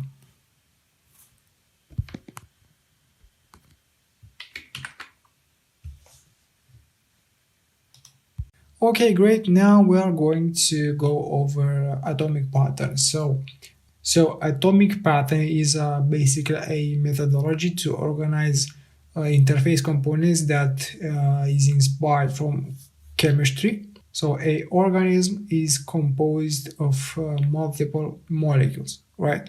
And a molecule is composed of multiple atoms. If you want, you can search this pattern on Google, and there's a lot more information about it. I think there is an article that explains it very well from Medium, from what I remember, but I will explain it nonetheless. So let's go to our trusty whiteboard here. Okay, so we call atoms small components like buttons, inputs, loading bars, and so on. They are reusable, so you would use the same button in different places without like copying the code. You just import the component. And then we have molecules. They are bigger components. They consist of multiple atoms like forms, list of photos, and something along those lines. And then we have organisms, which are bigger components that contain multiple molecules. So we call them by these different names because it gives us the ability to organize them more efficiently. As you have seen in the previous video, we have a folder called UI. Here it is. And in this folder, there are another 3 folders called atoms, molecules, and organisms. We will keep the components that are going to be usable here. And you might ask why we need this pattern, and that's because we can't create a folder called like components and just throw every usable component there. And that is because you would have a chaos and incredible unclarity when your app reaches a high level of complexity. I have seen projects that have been built this way, and I assure you that I could not understand how it worked. Whereas atomic pattern keeps it clean and nice. We can have multiple UI UI folders, and obviously the most important one is here in RSC folder. But we can have another UI folder which with its atoms and molecules in a component folder. Okay, so say we have a component in pages, and this component uses a specific set of components that are only going to be used in this component. So we are not going to keep those components here, but rather with its parent component, or let's say, or its page. This is a principle, a best practice actually used by many. So if you have something which a page component or a B component uses, and this resource or component is being used only by this bigger component or page, you keep that with its parent. You don't use it. You don't place it in UI, and that's with all types of files. You will see that in practice when we create our components. Just keep the chemistry analogy in mind, and you will get it pretty quickly. Hi, in this lesson we are going to talk about SCSS and the files folder because it's the foundation for our SCSS in this project. Okay, remember we installed Nodejs, that library that I told you. Where is it? This is it. This is the library that when the app is compiled or saved or built, all these SCSS files are converted to regular CSS. And you might ask what's with all these files. Well, first of all, we are going to go in GitHub and copy these SCSS files from the already built project, and we will understand them one by one. I have also pasted the GitHub link into the description below, and you can see and you can also see it on the screen right now. Also, you can see what we're going to build at alexmatthew.com.tech. Sorry, just go onto this address and you will see the website we're going to build. This is my personal website, and by the end of the course you will have one similar to this.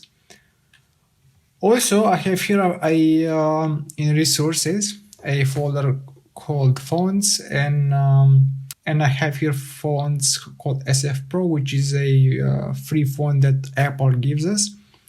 Please choose a font, and now please choose a font that you will use for this project, and do the same that I did. Create a folder called fonts in this resource folder and throw them all there. It should have a medium, bold, and light version of the font. I suggest you to use the same font as I did. You can download it from Apple. Just Google SF Pro Display download and you will find it. Alright, let's go on GitHub. This is my GitHub account. You see that the link that I showed you earlier. This is the already built project, so you can go ahead and explore it if you want. But what should you do right now is to go into the CRC folder, and you will see here there's the styles folder, and here are these files that you see here in styles: helpers, index, normalize, palette, typography, and variables. Just go ahead and copy these, copy the content within it. You can go and copy each one like this. Sorry, up like this, and you go ahead and say helpers.sss. I have already a file called helper, so helpers, and pass them all. We are going to go over each of these things later, so I don't need this file now. Okay, go over each file: index, normalize, palette, typography, and variables. And also let me just check the SF Pro display font. Apple developer, okay. And I think you should be able to download it from here. Okay, so SF Pro, this one. Just download it. And you should have an archive with exactly these files. These files. Just paste them all in this folder. So now we will have a font to work with. If for whatever reason you don't want this font, you can also choose yours. But just keep in mind, I need a medium version, light version, and bold version. Alright, let's close this. And now let's look at each SCSS file.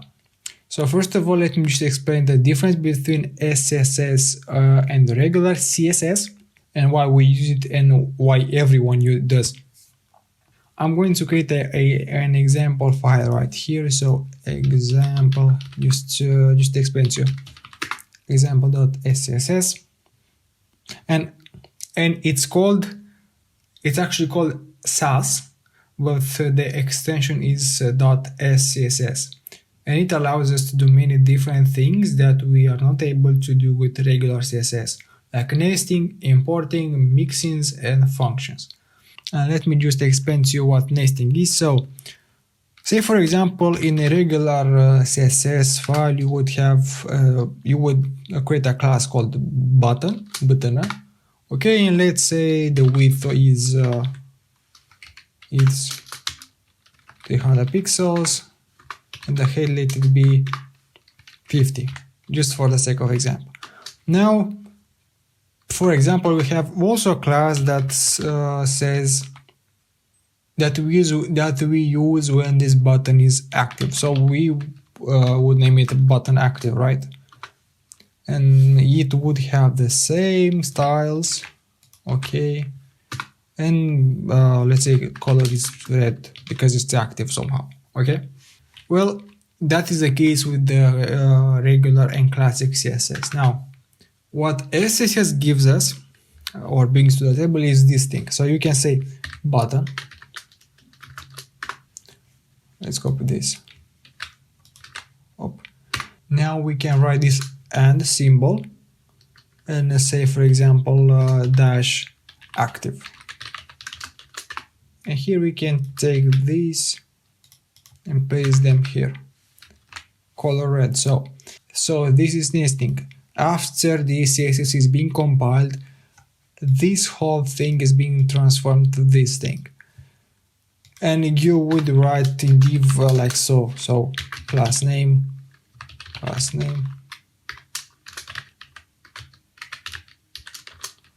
Say we have button, and when we write button, what is going to be seen is these two CSS lines.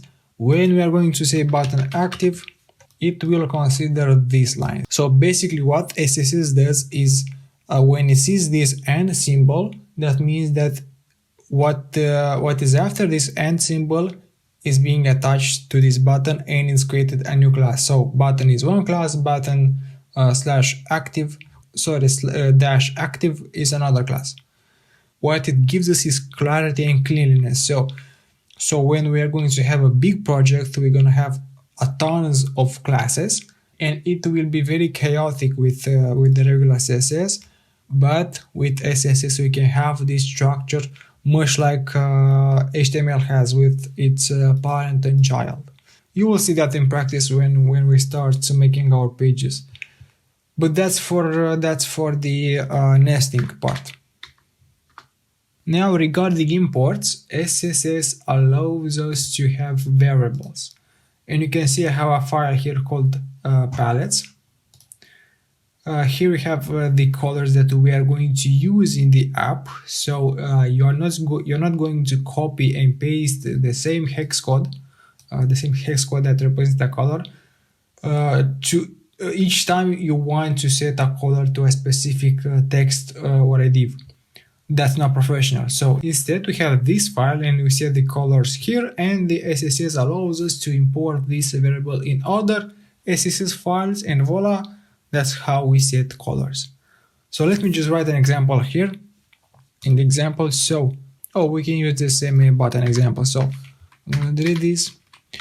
So say we want that our button, when it's active, to have the color, this color, primary blue. Since I have already built the application for myself, I already know the colors, and you just have to copy them.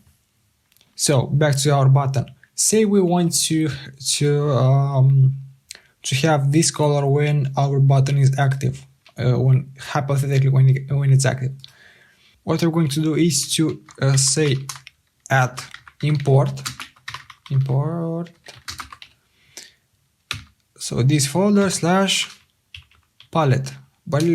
palette.sss. Now we have in this example.css file, we have these variables. These values, we have all of them. So when our imaginary button is going to be active, we want to have that color. So we're gonna go $primary blue. Primary blue. And what it will do, it will set this hex code to this color. So that's the same thing as writing like this. I think you got the idea. So, but we're gonna use variables because we're not gonna paste the same hex code in every file that we want to have this blue color. Okay, so that's with the variables and imports. Now we have mixin. So mixins are functions or type of functions that return CSS styles. So this way, say we're gonna create a mixin called cool background, for example, and it will return like with 100%, height of 100%, background color of white, whatever we want, so padding 0, padding 10, let's say. So as variables, they can be imported and we can use them whatever we want. So you have a mixin that returns a bunch of CSS files like in this example, and you need in your app to have the same CSS lines in different places. So mixins make our life easier because we write CSS lines once and then just import them anywhere we want, as opposed to writing the same thing over and over again in different places. So let's say, for example, this is a class for one of our page. So it's gonna say container I don't know, about, for example, and we want to have these lines here. We're gonna delete active. Okay, what we're gonna do is say include cool background, and this mixin can be in any SSS file here. So let's for the sake of example place it in palette mixin cool. And now because we imported here palette, it will have access to all these things, all these variables, and this mixin. And when you will look in browser, you will see that this class has these lines. Okay, so that's how the mixin works. Let me just delete them. Okay, so that's mixins. We also have functions. Functions are different than mixins because they do not return CSS lines. Instead, they are regular functions. They just do some calculations and return a value or a number. For example, these functions also have for and if, like any programming language. I'm not going to go into details about how to write for and ifs in functions in SSS because it goes beyond the scope of this video. The only functions we have here in this SSS files are in the helpers file, and what we and what they do is to convert pixels to rem. I hope you already know what rem are, and if not, rem is just a size unity like pixels. The thing is that it is relative to the base size in the whole app. So to make sense of that, let's open the file called variables here. You see we have a variable here called the base font size. Okay, this one, the first one. So what that means is that we created a variable with the default size of all the text in the whole app, and we attribute it to the body here in index.sss. See, body, font size, base font size. You remember the variable that we talked about earlier. So we imported these variables from variables, and we said that okay, font size for the whole body is going to be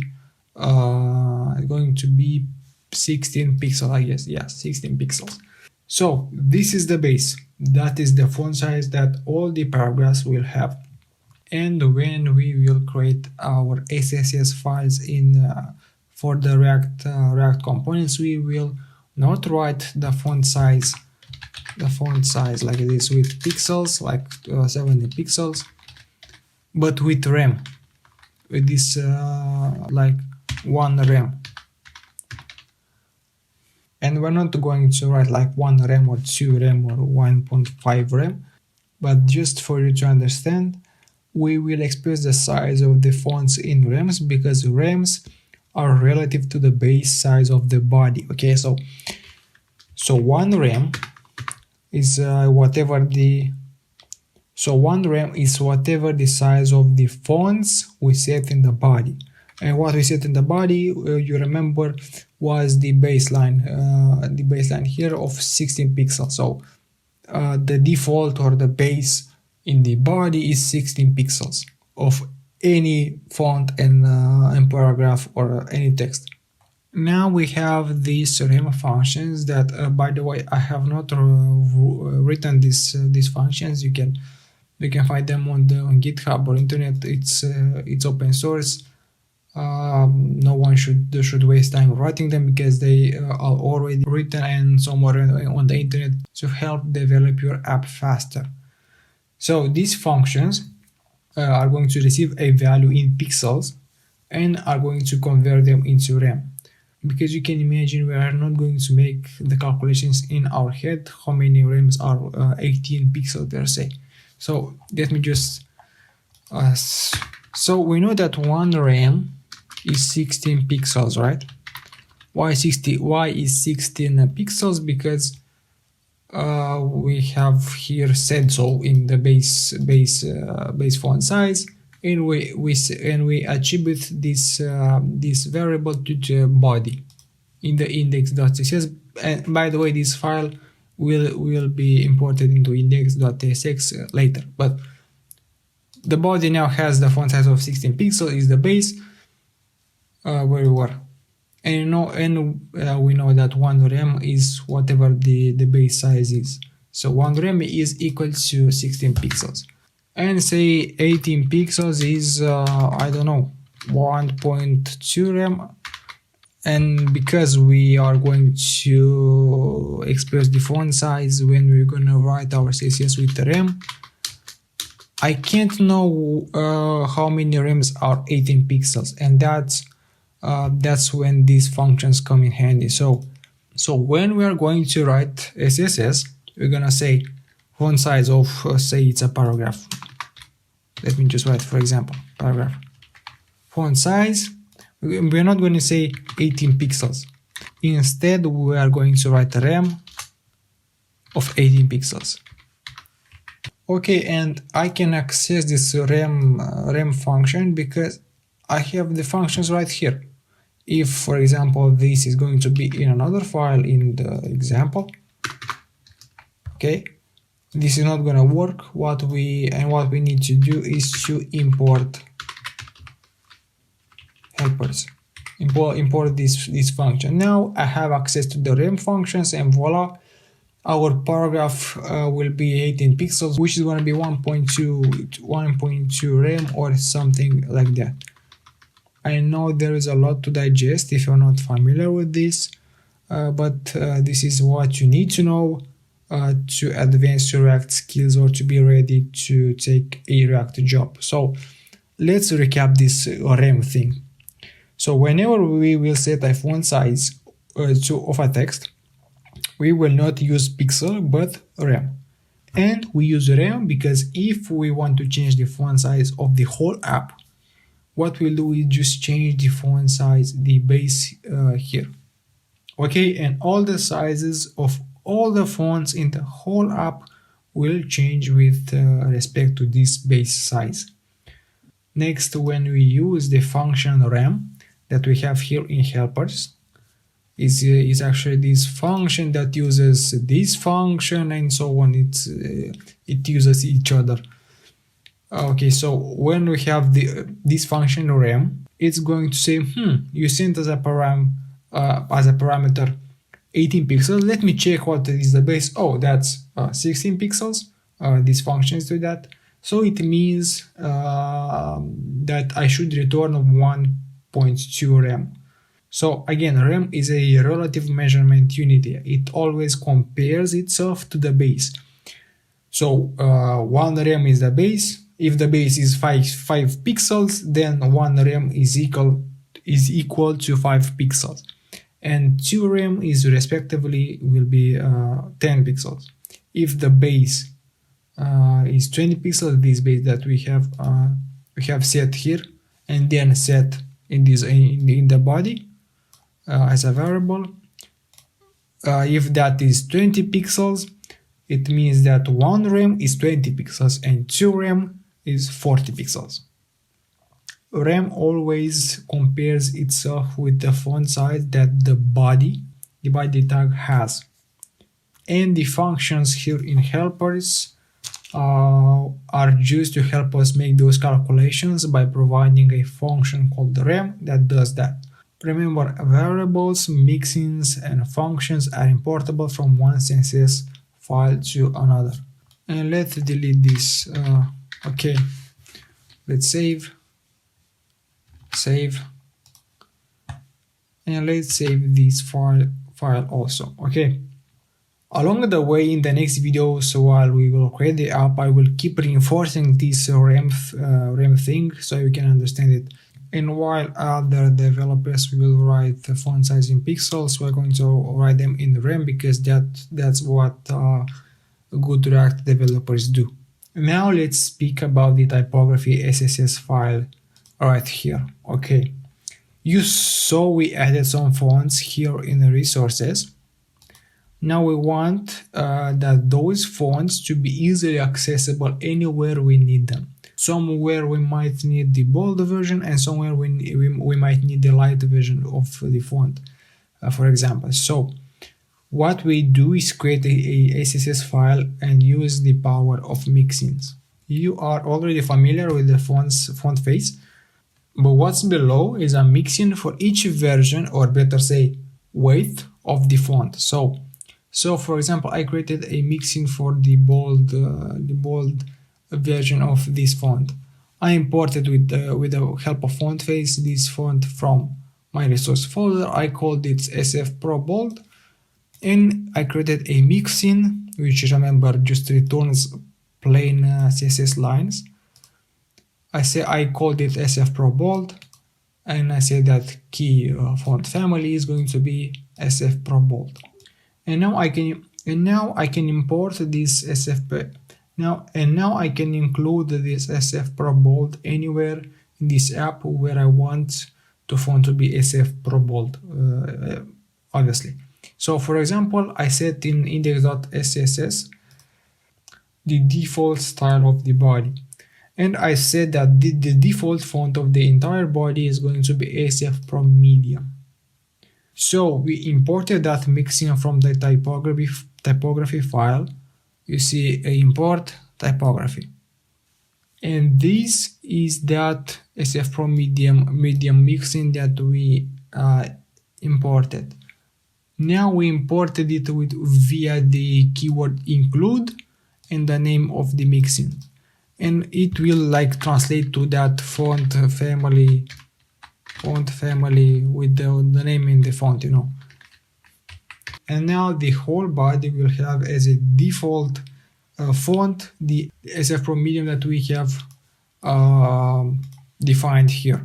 Now the rest CSS here in the index are classes that we use globally. So I don't know if you know it, but all the SSS or CSS for that matter is accessible anywhere in the app. So these classes will be accessible literally everywhere in the app without even importing this file. And that's because when the React is compiled in the browser and the browser receives the files, all this SCSS is being thrown in one file. The browser doesn't get this structure we have here, but after build or compilation, it creates a simple structure that the browser understands. Let me just show you something that you will understand. So let's save this file for now and let's start our app. Yarn start. And you will see in just a bit what I mean.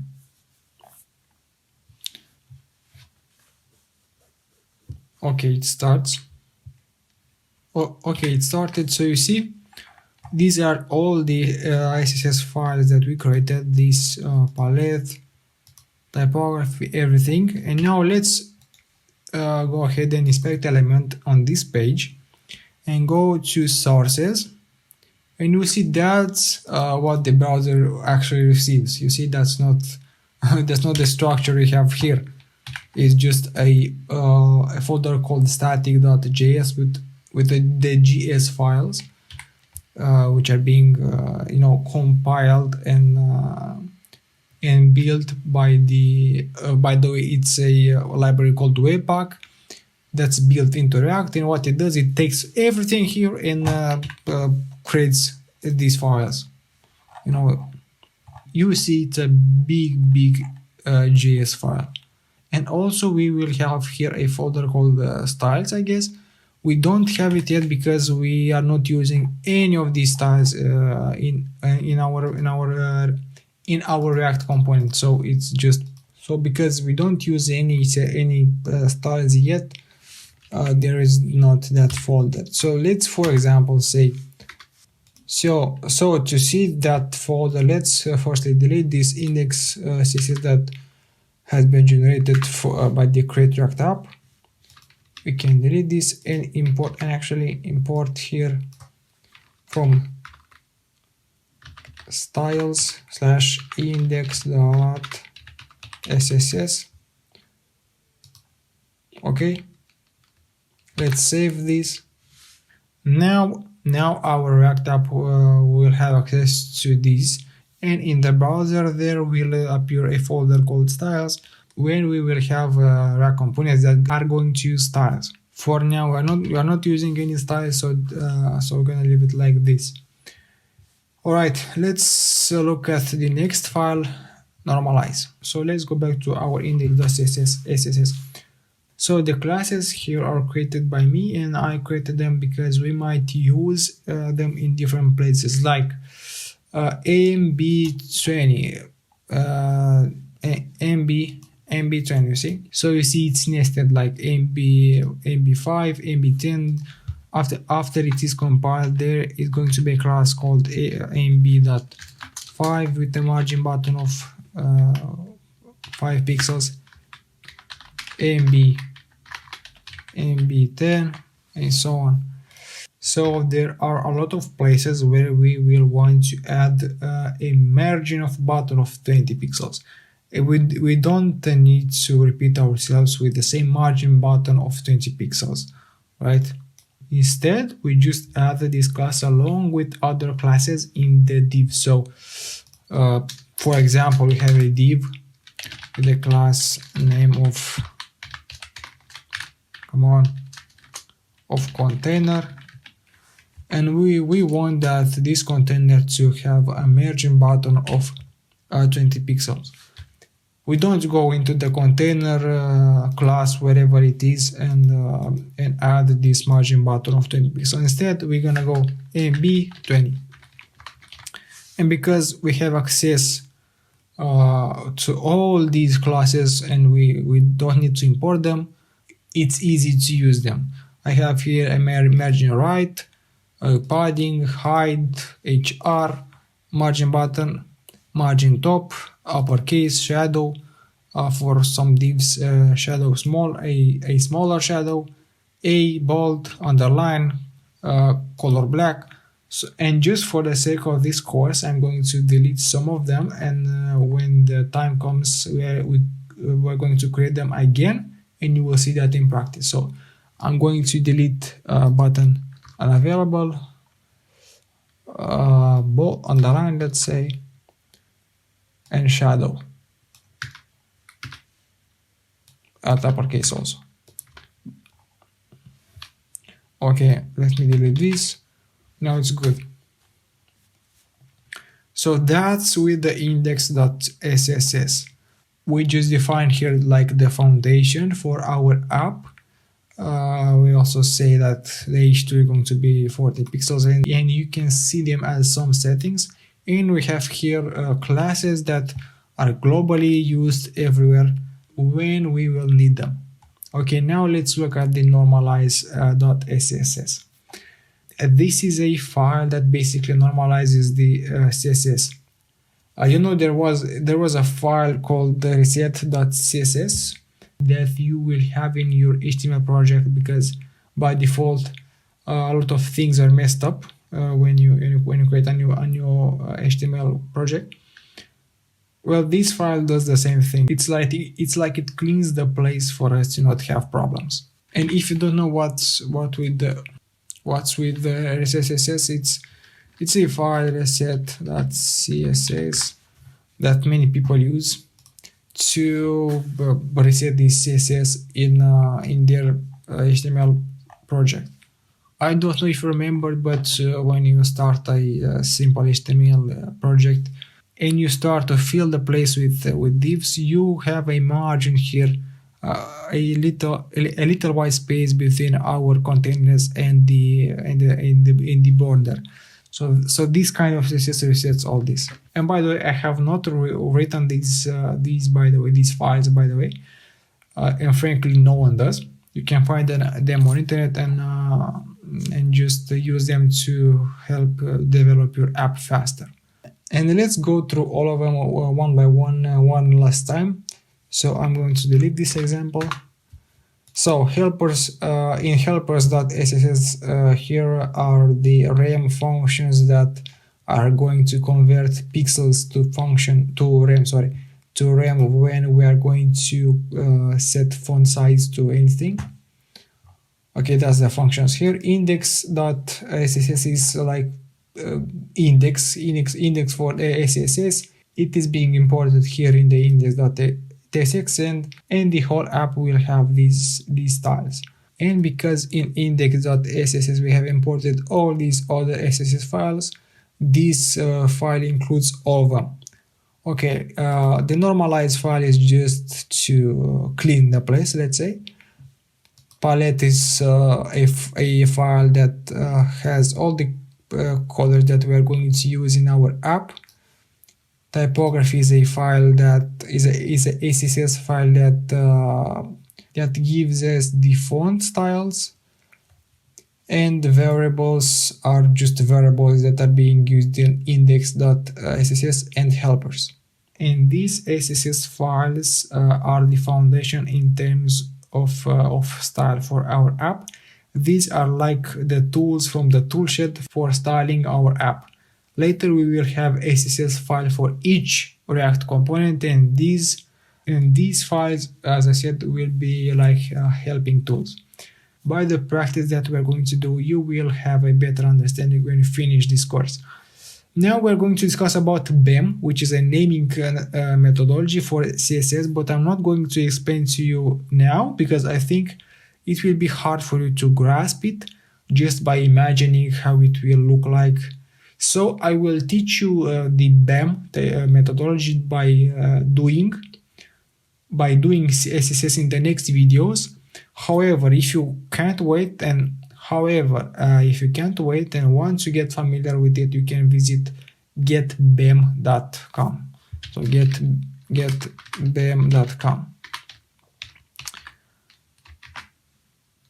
But nonetheless, I will explain the BEM methodology to you while literally doing the styles.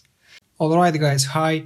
In this video I'm going to show you how to set up the environment file, and I'm going to push this project to Git for those who are not familiar with how to do it.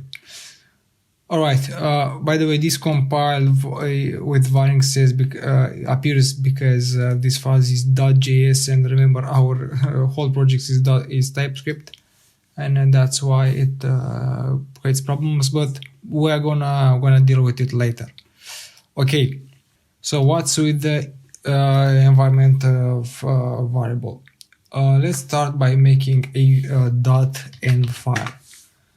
This is a file that is not visible in the folder, like when you go in the literal folder, it's a invisible file.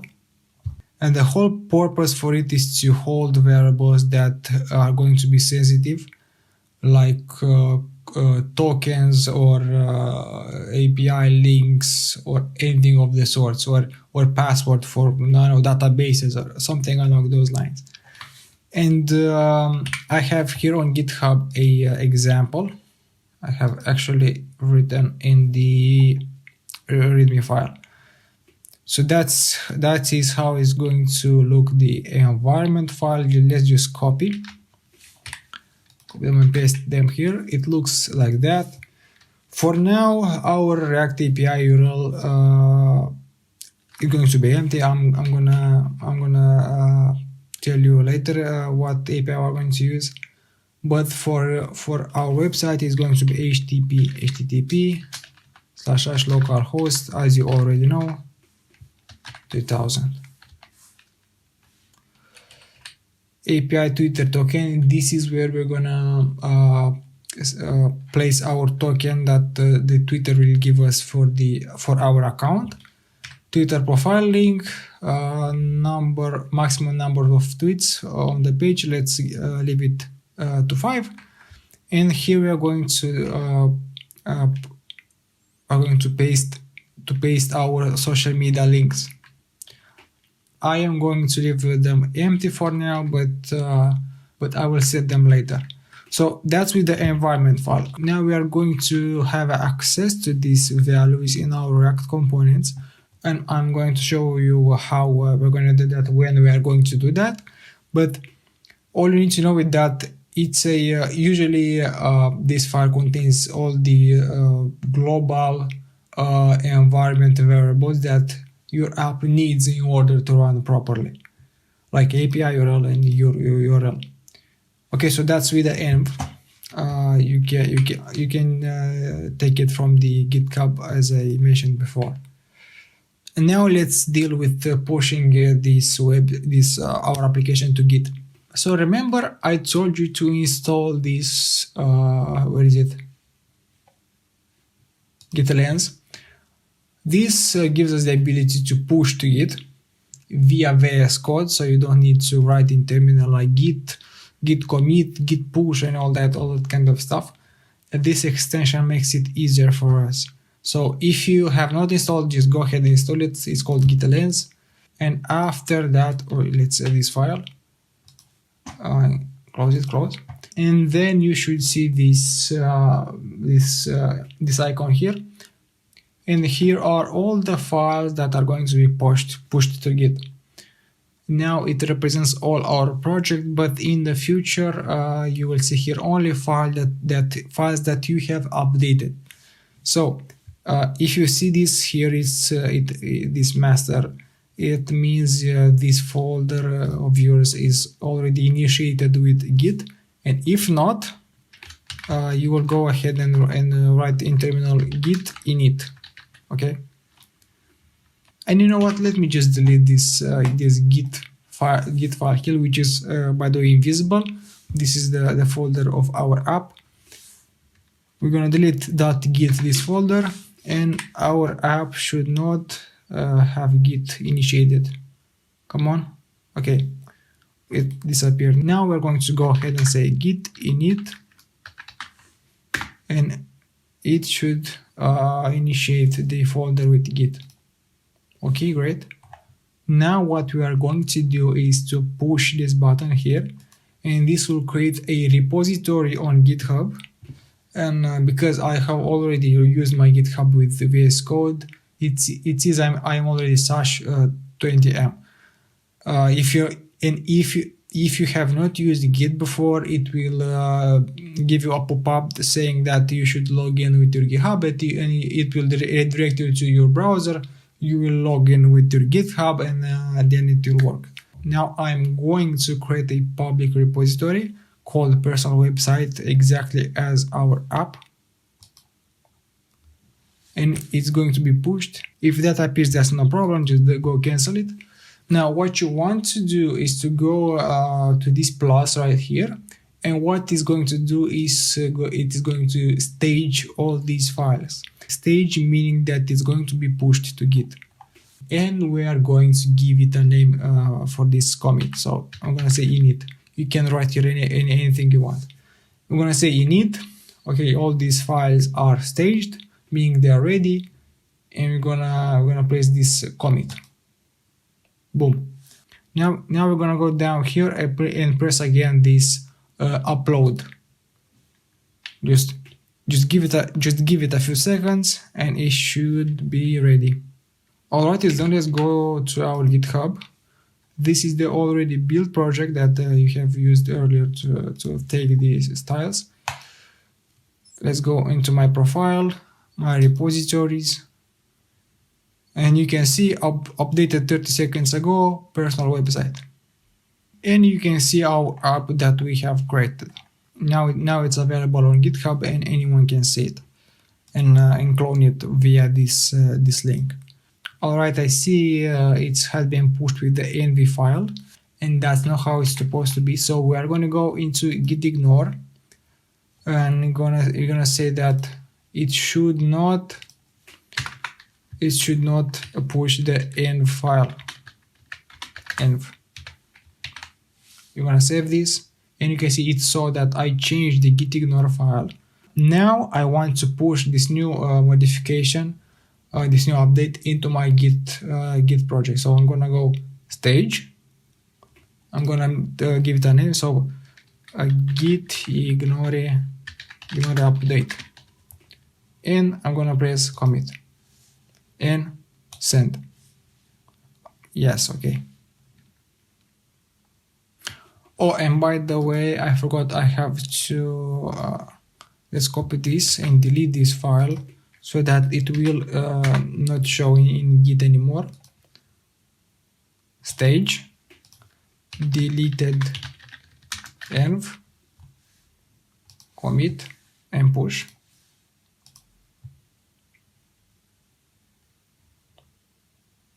Okay, it's done. Now if we go to our Git, let's refresh, and we should not be anymore. Okay, now let's create our environment again. .env. Okay,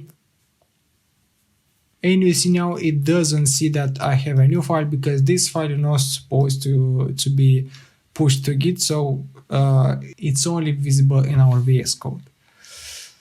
Okay, that's it with the Git and the environment file. This is, I think, the last videos with more theory.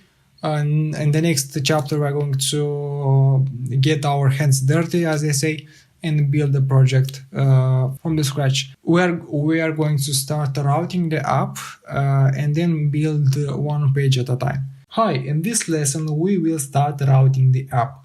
And what routing actually means is just that we redirect React components to the URL in the browser. Let me firstly open our beloved whiteboard here and explain to you so that you have a basic idea, and then we'll go into VS Code and build the router. So you already know this schema. This is the entry point of our app, is the index.js. or JSX, sorry. And you know that whatever we have wrote here is what is going to be pushed into the index.html with the ID of root. Now, when we start our app, what we'll see on the screen is this about page, right? This one. And now the $1,000,000 question is, how are we going to change or switch between components so that when you go to localhost port 3000 / contact, for example, the app to switch to this like so to this component. Now this is where routing comes in. Routing or router is basically a library. React doesn't give us a default or standard library, so there are countless routing libraries on the internet. The one we are going to use is React Router DOM, and I think it's the most used from what I know. And what it does is basically, as I said, it's a library, and what it does, it basically takes all the functions, all the React functions that you have. Let me write here just React Router DOM, like so. So we configure it in a way so that when you go, for example, on yourdomain.com/about, it should bring up this component. When you go to yourdomain.com/contact, it brings up this component. And here we will not have about page anymore. We have a router like so. You will see that in code it looks different, but that is the main idea, and that is what you should understand. Now let's jump into our VS Code and go ahead install React Router DOM. Yarn add React Router DOM. We can also find documentations about this router on Google. React Router DOM. If you need anything, here is everything you need to know. Alright, from switching to basically anything. So I'm gonna pause here until it's installed. Alright, it's done. Now what we are going to do is go into pages and create two components. The first one will be the about page. So about page. And the second one will be the contact page. Alright, let's create a component here, about page.tsx, and here a contact page.tsx. Okay, so now we are going to create a React component, import React from React, export, because we're going to export this component, const about page, and we will return for now just a div saying that this is the about page. Alright, it's yellow because it wants the TypeScript type. We'll deal with it later. And I'm just going to copy this, say a contact page.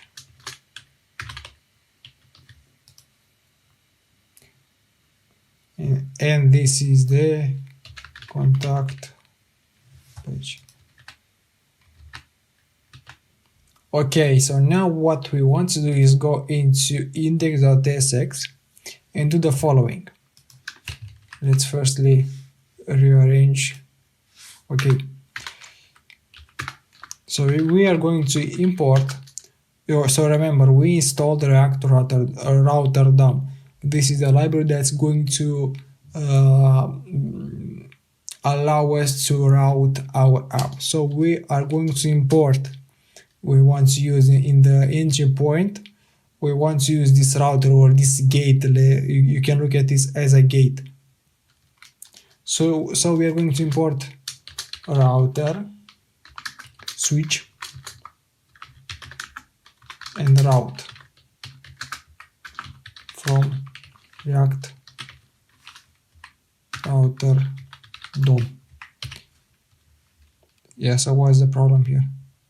Alright, so remember I told you that for some libraries we need to install the type version of that library so that it can work with our TypeScript. So I copied this line and just go ahead and install the types React router DOM.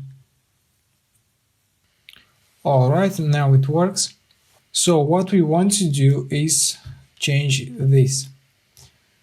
We will go ahead and say router and open and close, and here we will have a switch. Now these tags are from React router DOM. Remember, React router DOM is also a library that gives us React components, which already you know that can be expressed as tags. And by the way, here is a router. Okay. Oh, and yeah, the router needs a history, but we're going to use history later. So we're gonna please change the router to browser router. And this browser, and this one should work. Okay. Now, what we will have inside switch tags will be our routes, and for that you already know that, and for that also we have a tag route. So it's also a self-closing tag. This route takes as a parameter a path, which is going to be like a like about, and also it takes a props called component, which is the component that it will show to the screen when you go to /about. So when we want to go to about, we want to show this about page, and this is exported from pages about page. So we'll say about page, and okay, so you can press command or control and dot. VS Code understands that you want to import this React component, and it finds it for you. Okay, you see that it imported automatically. All right, and let's make one for the contact page.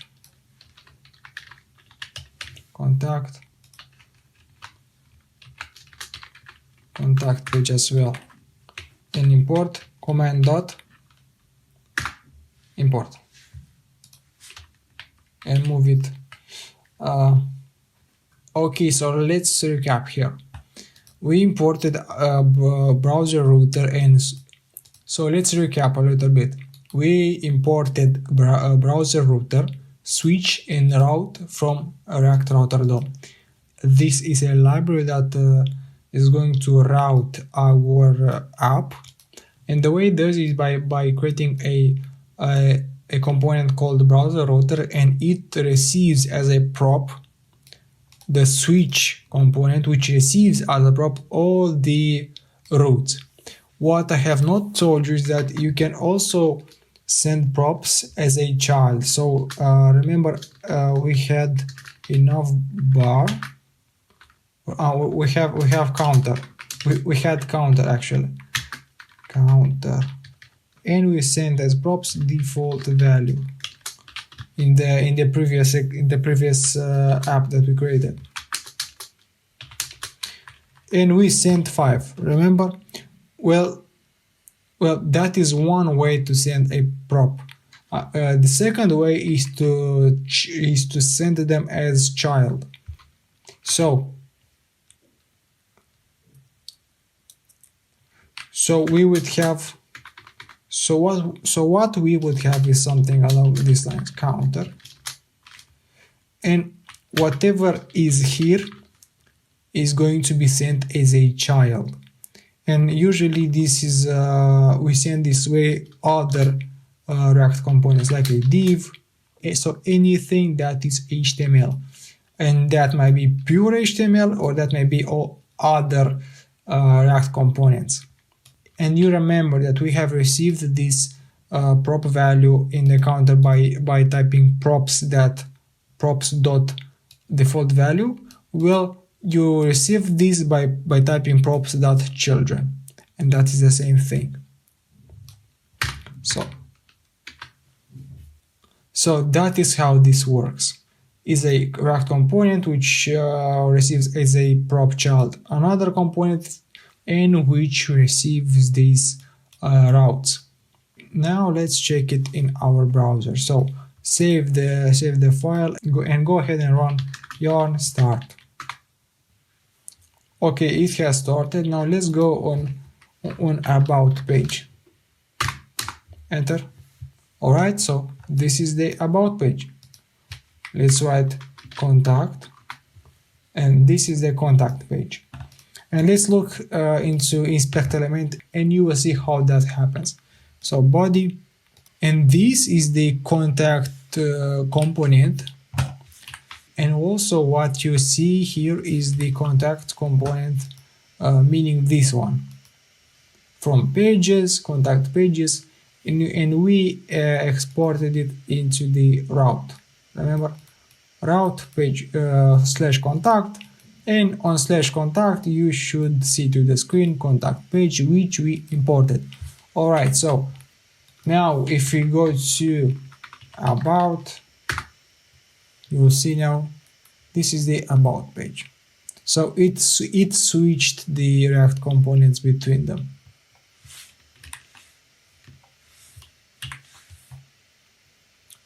Alright, so let's close this. Let's go back. Now we need one more thing. You saw that when we go on to the on localhost, just like that, nothing shows up. Well, that's because we only show React components when we go either to /about or /contact. So what we want to do is, so when the user hits just slash, we want to redirect him to the /about, because that is going to be our main page, let's say. So what we want to do is go here and do one more little thing. We're gonna say route path like this, exact true, and here we need to import another component from React Router DOM called redirect. So we imported it from React Router DOM, and we say redirect to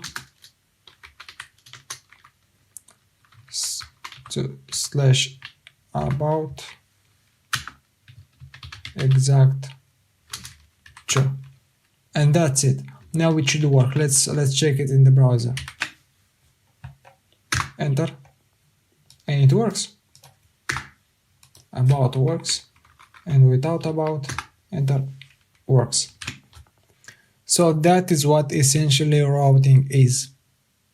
So you see, React Router DOM is like any other library, and what it does is essentially receive as props these components with the data that we want, and it does its magic by always checking what's the URL in the browser, and it shows the screen a specific component that matches that route.